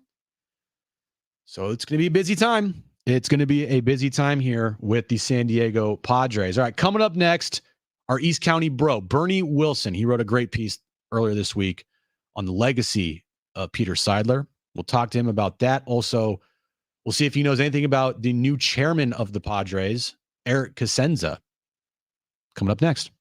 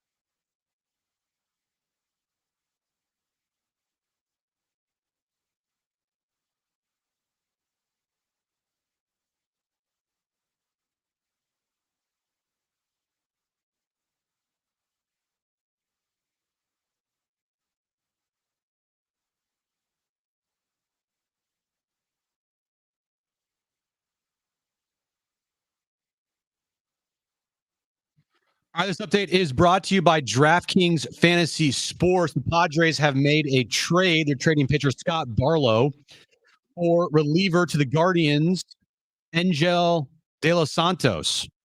Do you know he was a former Padre, Brent, traded back in 2018? Welcome home, De Los Santos. Moving over to NFL, Joe Burrow. He is now out for the rest of the season with a torn ligament in his throwing wrist. Moving over to the Aztecs, they take on St. Mary's tonight in the Continental Tire Invitational. 6:30 tip, 6 o'clock pregame right here on San Diego Sports 760. And Aztecs football tomorrow is taking on San Jose State, 7:30 kickoff. 5:30 is when our pregame coverage starts right here on San Diego Sports 760. Check out what DraftKings has to offer this season with Code Sports, because life's more fun when you're in on the action. DraftKings, the crown is yours. Gambling problem? Call 1-800-GAMBLER. Age and eligibility restrictions do apply. Void where prohibited. See DraftKings.com for details today. Getting close to that time. Yep, that time. Quitting time. And there's only one way to handle that drive home. John Schaefer and Jim Russell. Eric Kutsenda, who is now the point man for the Padres, in the interim basis. Eric is a co-founder of Seidler Equity Partners. He is actively involved in establishing and overseeing SEP's strategic vision, executing transactions, and directing portfolio construction and management. You know what that screams to me, Jim? Gunslinger. Yeah, just like that sounds like Peter Sadler to me. Man, when I hear about executing transactions and doing due diligence, that to me, that screams we're going to increase that payroll. That thing's going up to $350. Now it's time for Jon and Jim. All right, hour 3, Jon and Jim on a Friday. Jon, of course, is in Las Vegas, getting ready for the call of the Aztecs St. Mary's game tonight. 6:30 tip, 6 o'clock pregame show. Fletch will have that for you coming up at the top of the hour. But right now, we're joined by our East County bro, Bernie Wilson, on Jon and Jim today. Bernie, bro, how you doing, man? Just living the dream, bro. Just living the dream, man. Just living the dream. Every day is a new adventure, and you're living it to its fullest. Bernie, you know, I read your piece in the AP. It was beautifully written this week with the passing of Peter Seidler. I think everybody on the outside looking in was a shock to them. For you writing this piece on Peter, I know that you obviously didn't want to do this. No one wanted to do this, but for you, his legacy here in San Diego, how would you describe it? You know, only being the primary chairman and owner for just 3 seasons of the Padres. Well, you know, based on you know what happened on the field last year, despite Peter's past efforts and hundreds of millions of dollars, I think the legacy is still to be written. I mean, obviously, he's going to have a legacy, a great legacy, as a wonderful human being, a terrific owner, you know, an owner who grew up in the game, as part of the O'Malley family with the Dodgers. You know, bought into the Padres, had a vision, was committed, dedicated, not only to the team, but to the community. He did a lot of great things that people might still not know about, but they probably should by now. You know, wanted desperately to bring a World Series and the subsequent parade to his adopted hometown. Unfortunately passed. I mean, look, he beat cancer twice and had a surgical procedure in August. That's a mystery. It was, you know, sad. I guess not entirely unexpected, because if you've been around this business long enough, you know, everybody's family probably has been affected by cancer. You know, it's a terrible disease. Mm-hmm. You just never know. But, you know, sadly, he never got to see the team even get to a World Series, let alone win it. So I think, you know, moving forward, the franchise and the team owes it to Peter to put aside whatever nonsense went on the last 2 years behind the scenes and try to win a World Series with Peter. No, I agree with you, and we're going to talk about that more later on the show. Jim Ferris, longtime writer here, mentioned something that he said today that definitely hit home with me. I know you saw it as well. But you've dealt with a lot of different owners in this city, just in general. Where would you put Peter as far as, accessibility and the way he treated people, the way he just acted as an owner of a franchise, knowing how important it was to have that bridge between the fan base and the ownership and make sure everybody felt welcome? Well, right at the very top, I would say. John Moles was a good owner until he wasn't. There's no debating that. He was accessible and good and dedicated for at least until Echo Park was approved by the voters and things turned south on that. But Peter was, unique. He is a rich guy of his own doing, who, like I said, grew up in the game. Terrific human being. I mean, I think we've all seen the longer you're in this business, you see owners and second generation, third generation. The things they can put on their resume with the words rich son, president, Lucky Sperm Club, things like that. I used to joke about the football play here and hit second and third generation. But just, Peter was he, did, the O'Malley family did things the right way. I don't care what people think of the Dodgers. They did things the right way, and they won. And that's the upbringing Peter had. And then when the Padres came available, he and his brother and a couple cousins got in on the ownership group, and I think, from my standpoint, he was incredibly accessible, whether it was by phone or text, or you run into him in the ballpark. You see him sometimes with his wonderful family. Saw him one time showing Paul Ryan the Speaker of the House around Petco Park. Nobody knew what that was about. It probably had to do with the Aztec. But he was just a dude, a good dude, a genuine dude. His friend was Ralph Smith, the former Brazilian basketball player. Yeah. People probably saw Ralph. He was at the ballpark quite a lot last year, watching DT and hanging out with his good friend Peter. Peter was hanging out before the Yankees. I think somewhere there, and had my son with me because he was working for me for the summer around Close, and Peter was talking to Reggie Jackson, my third baseman, so introduced to Reggie. He didn't have to do that, but that's the kind of guy he was. Yeah, no. He included everybody. He talked to everybody.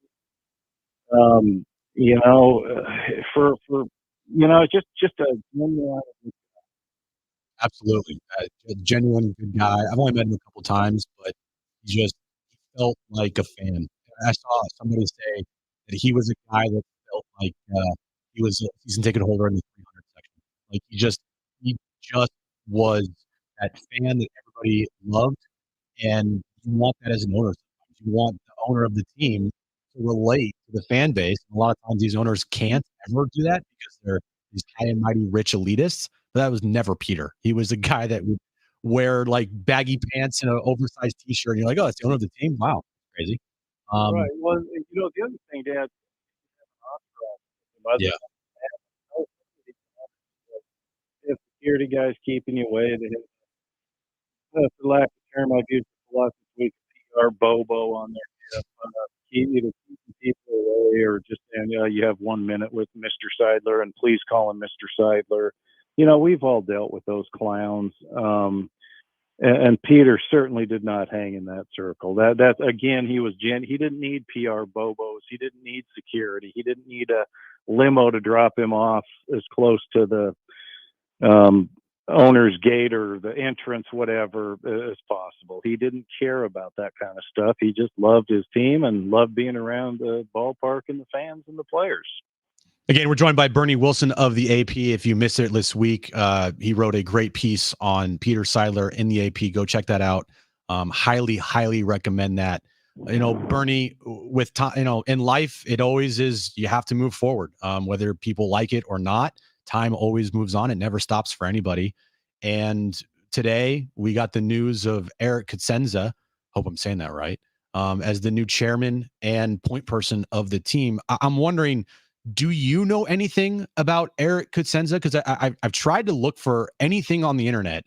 I found one picture and I found like one paragraph on him on the Seidler Equity Partners website. Could you shed any light on him if you know anything about him, who's the new chairman of the Padres now? Yeah, I was just going to use the old line that's been around forever. I couldn't pick him out of a police lineup, but now I can, because the Padres sent around a new mugshot of him, and that's not from the police perspective. That's what we call headshots. Yeah, headshot is a better term than mugshot. A headshot. There you go. Of the young man. I guess he's the equity bro who stepped in. Remember, and the sad thing about Peter is, people knew he was a 2-time cancer survivor, but then they sent that release out mid-September saying that he'd had an unspecified medical procedure and wouldn't be back at the ballpark this year. And that's when you started thinking, oh, man, dang, this is not good. But that's when Kutsenda's, I can't pronounce it, as long as I spell it right. That's all that matters. He entered the picture, remember, because there are already rumblings that they're going to have to slash $50 million in payroll. He was going to sit in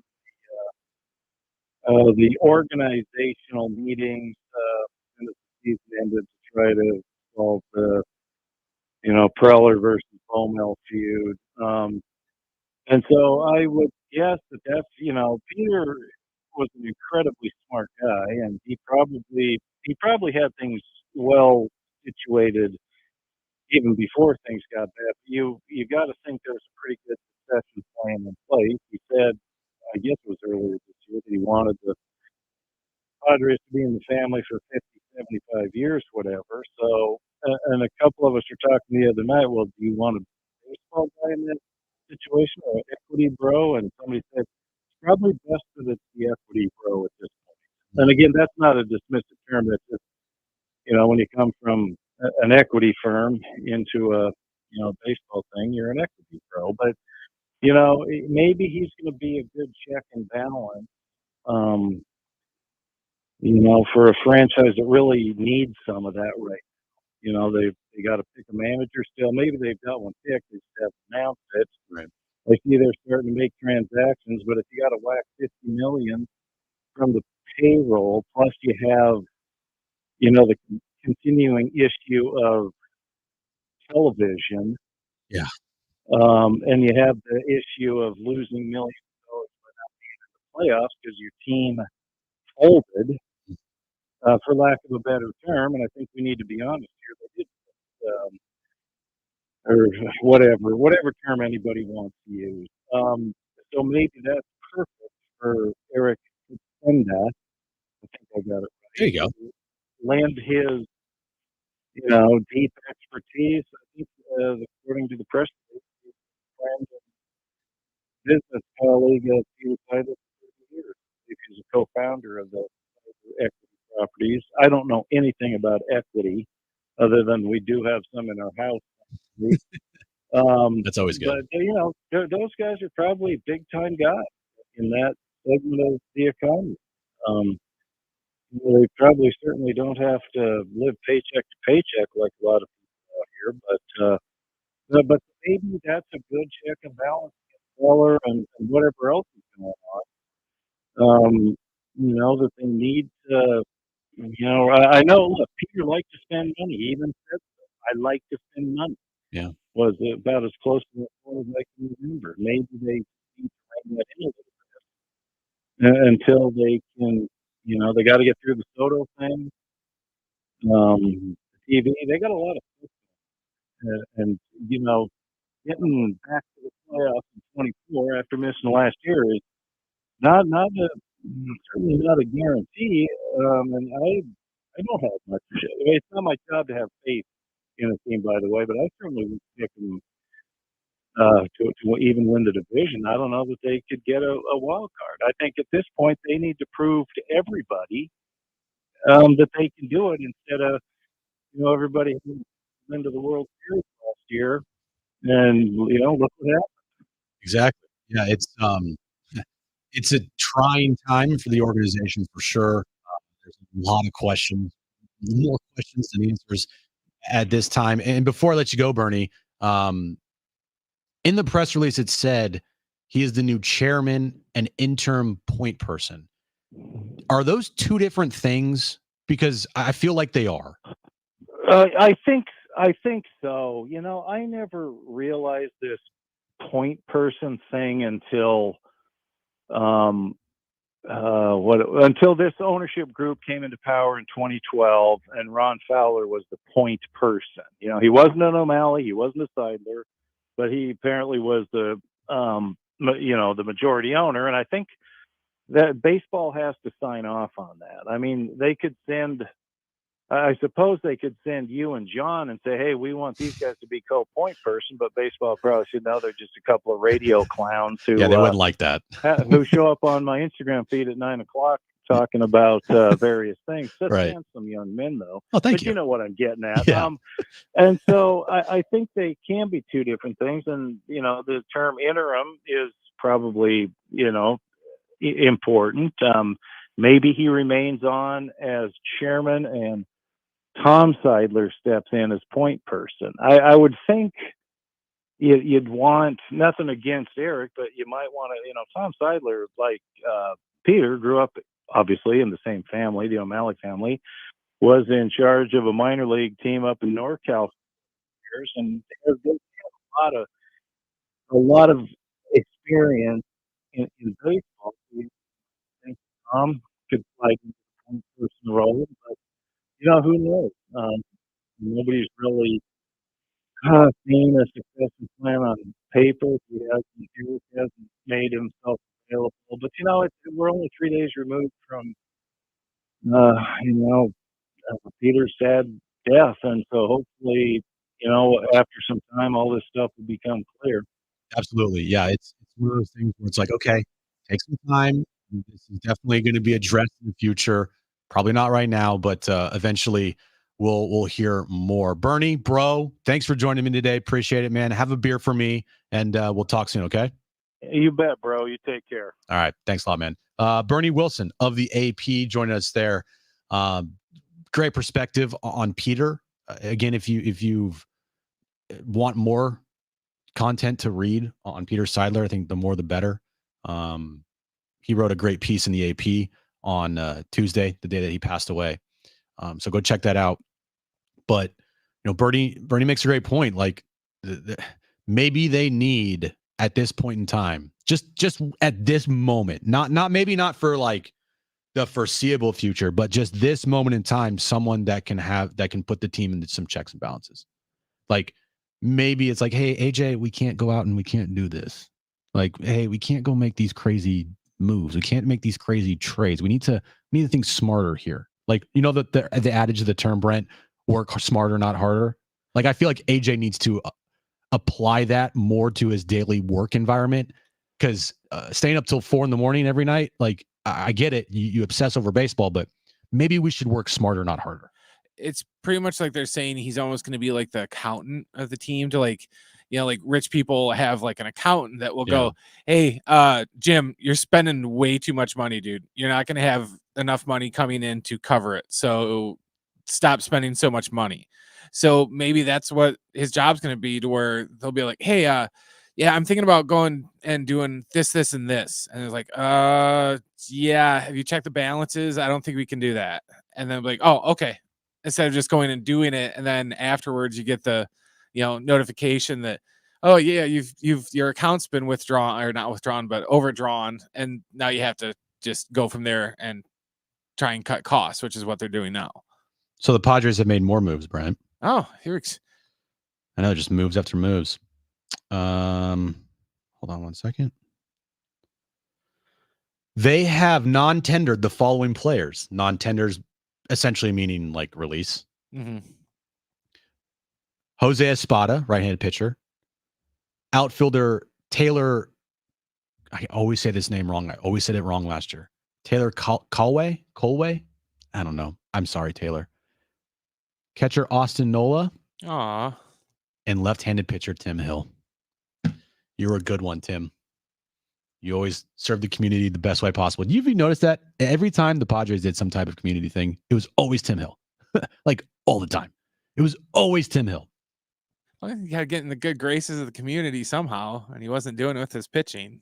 So there you go. The Padres are just making moves after moves, even though we were told they were not going to make any moves this week because of the passing of Peter, understandably. Maybe they will hire a manager next week. Like I think they will. I was still convinced that they're just going to take the whole week off for Thanksgiving. See, I am convinced that they have a manager and that person already knows they're going to be the manager. They're just waiting to announce it. That could be. I would, at this point in time, and maybe it's a situation where they were going to talk to the person on like maybe Tuesday or Wednesday, but then obviously what happened with Peter, you have to like kind of like, okay, we're just going to take a step back here. So maybe the person doesn't know that they're the manager, but I would say they're going to announce sometime early next week. I would put money on that I don't know when, I don't know if it's going to be Monday or Tuesday or Wednesday, but I would say early next week before Thanksgiving, because that's what they said. They're going to announce a manager before Thanksgiving. We're going to have a press conference, and we'll get more answers. We'll hear them speak for the first time, and I think it's going to be kind of emotional, honestly. Say what you want about AJ Preller. I'm probably the first in line that is saying that I don't think he's the best general manager, and I think that he's gotten way too many opportunities here. And the GM for 9+ years to have no division titles, no World Series, no 90-win seasons. It's like, how many times this team has been labeled dysfunctional? How many managers he's gone through? Like, enough's enough. But AJ, the person, the human being, like, this is a tough time for him, I would assume. And if we hear from AJ next week, which I'm assuming we will, it's going to be a human moment hearing from him. I feel like, it's going to be those, like, you'll empathize with him, knowing that he's going through something along with everybody in the organization who was close to Peter, dealing with loss. Like someone you work with so much, and I'm sure they've talked like all the time. Be curious to know, like, what they were talking about up until Peter's final days. I'm sure it was probably baseball, because he loved baseball. AJ loves baseball, and hearing from AJ next week. Say whatever you want to say about him as a general manager and a president of baseball operations, but the human being, it's going to be tough for him. So we'll hear from him coming up next week. Padres just making moves, and the offseason is underway. All right. Bernie mentioned it a little bit, and we were going to talk about it last hour before the Padres made a move and traded Scott Barlow away. But Jay Paris, who has covered sports in this town for 3 decades plus, said something interesting to Todd Strain that I was trying to relay to John yesterday before he called me basically an idiot. And you're going to hear from Jay coming up next about what I was trying to say and trying to convey to John about this 2023 Padres team coming up next.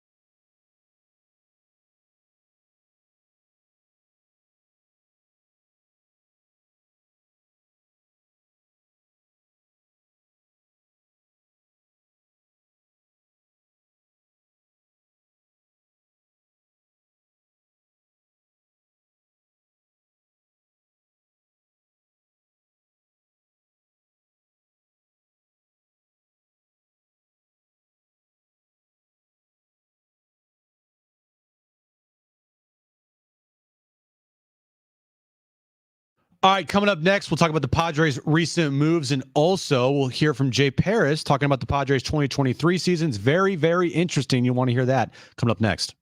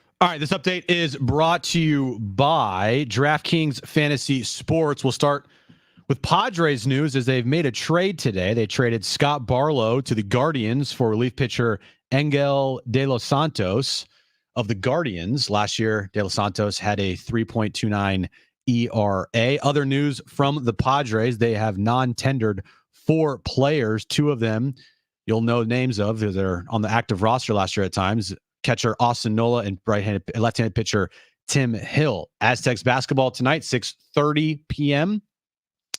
is the tip-off time. 6 o'clock is when our pregame coverage starts with Fletch. And tomorrow, we have Aztecs football for you against San Jose State. 7:30 kickoff. 5:30 is when our pregame coverage starts right here on San Diego Sports 760. Check out what DraftKings has to offer this season with code SPORTS because life's more fun when you're in on the action. DraftKings, the crown is yours. Gambling problem? Call 1-800-GAMBLER. Age and eligibility restrictions do apply. Void where prohibited. See DraftKings.com for details today.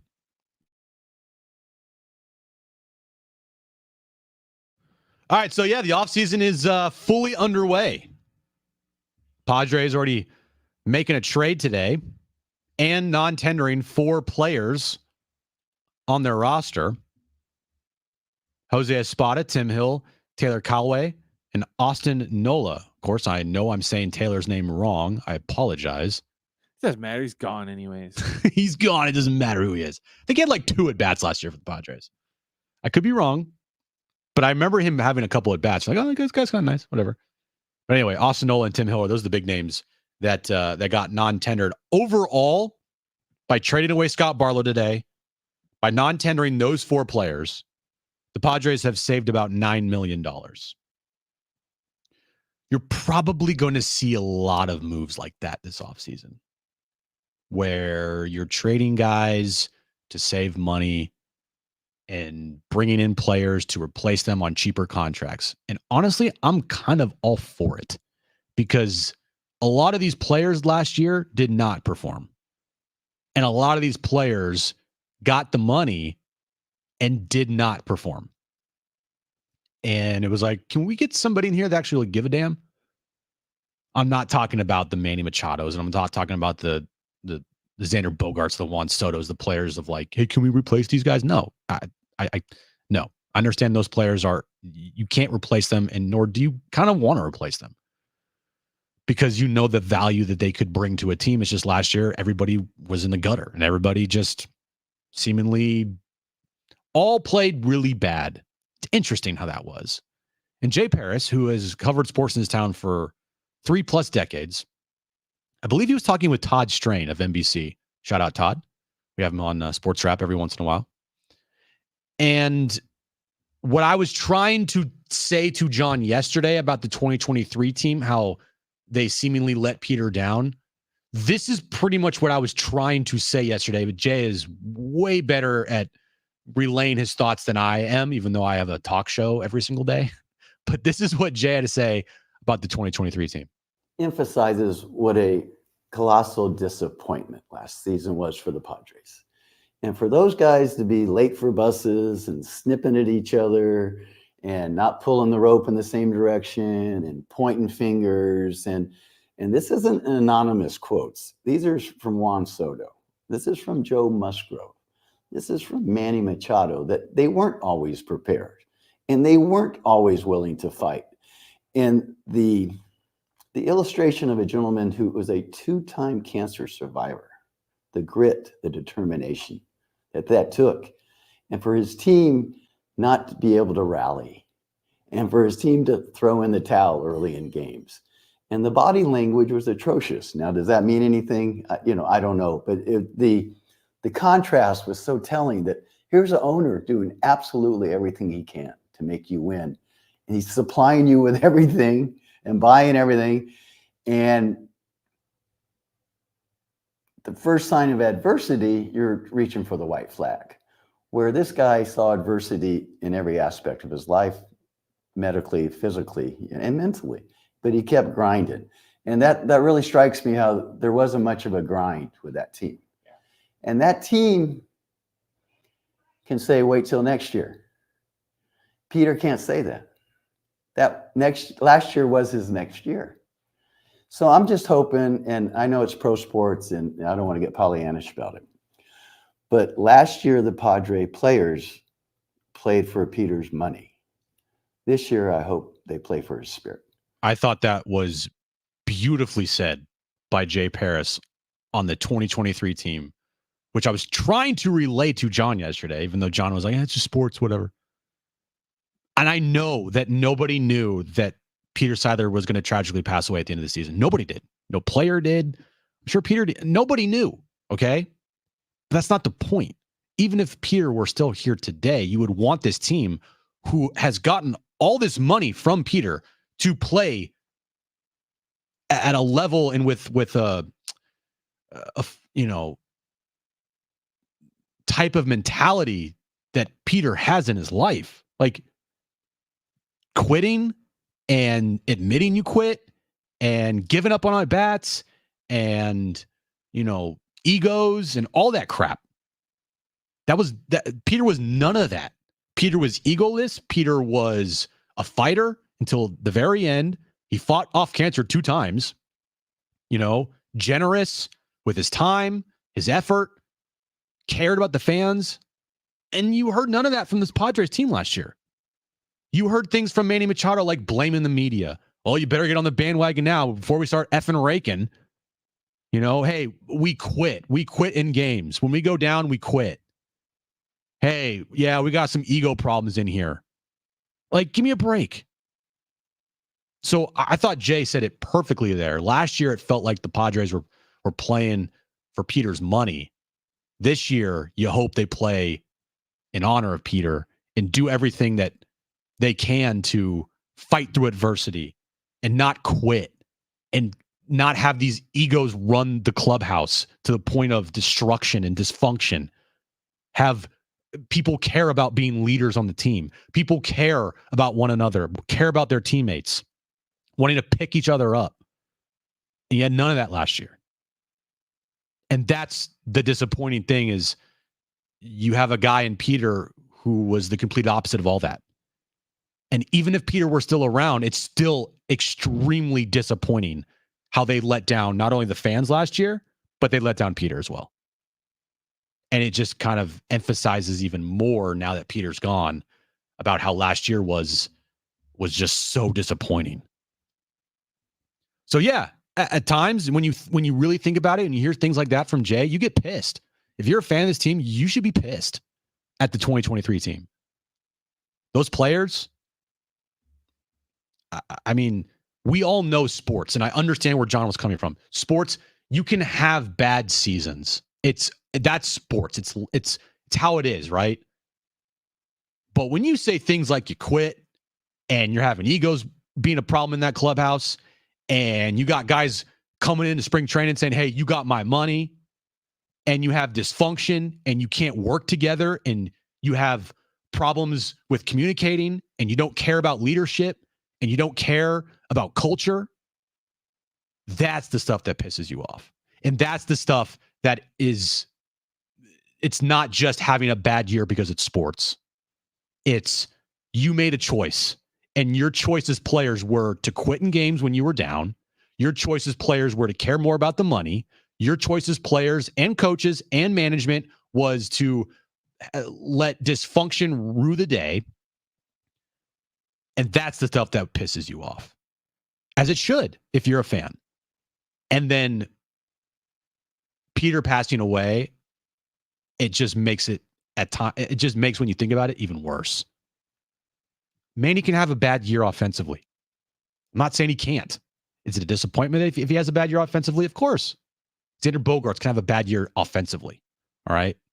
You Darvish can have a bad year pitching. Happens. But as Jay said there, which it's a great point, it's not about the sports aspect of it, of, oh, he just had a bad year, so he didn't do it for Peter. No, it's about the things that were coming out of that clubhouse, like the quitting when they're down, the egos, the money, the dysfunction, the lack of leadership, the not caring about culture. That all right there should piss you off if you're a Padres fan.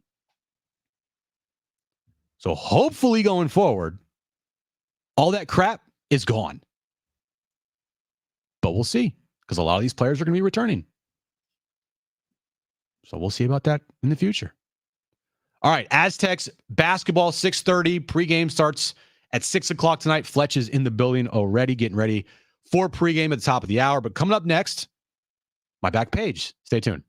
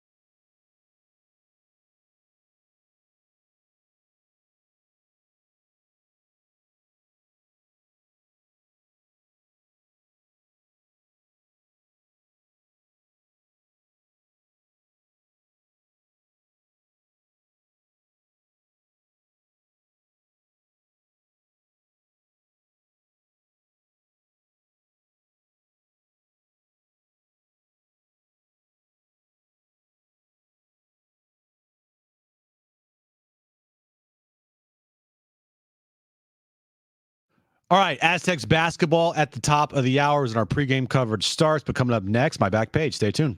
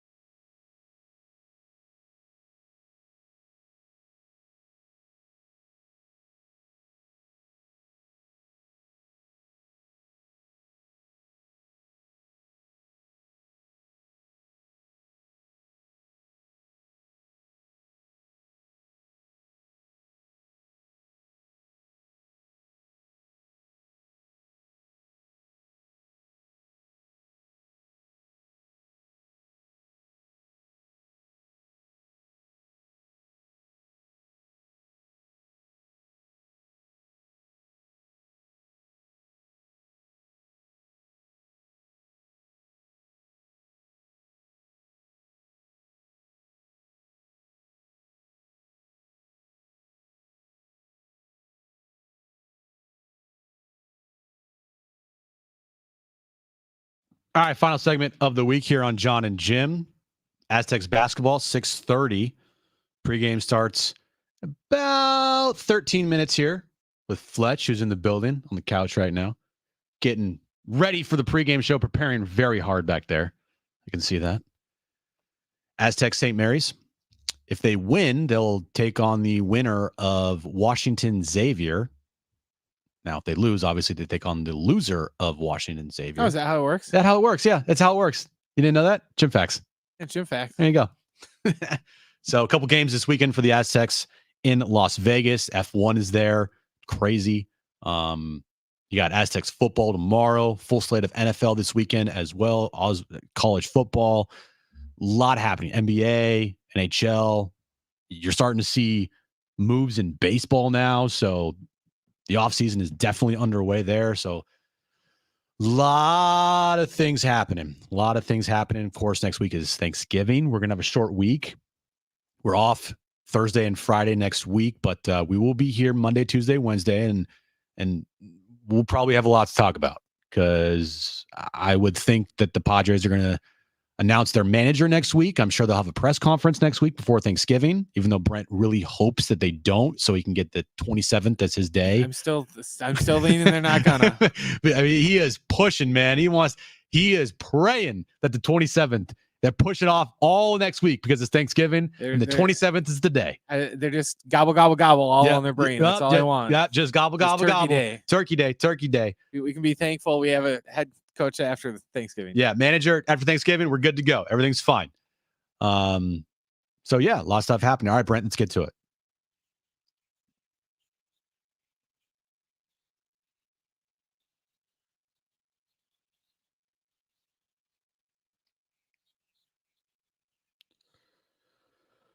So we don't have this problem because you have an iPhone, I have an iPhone. Mm-hmm.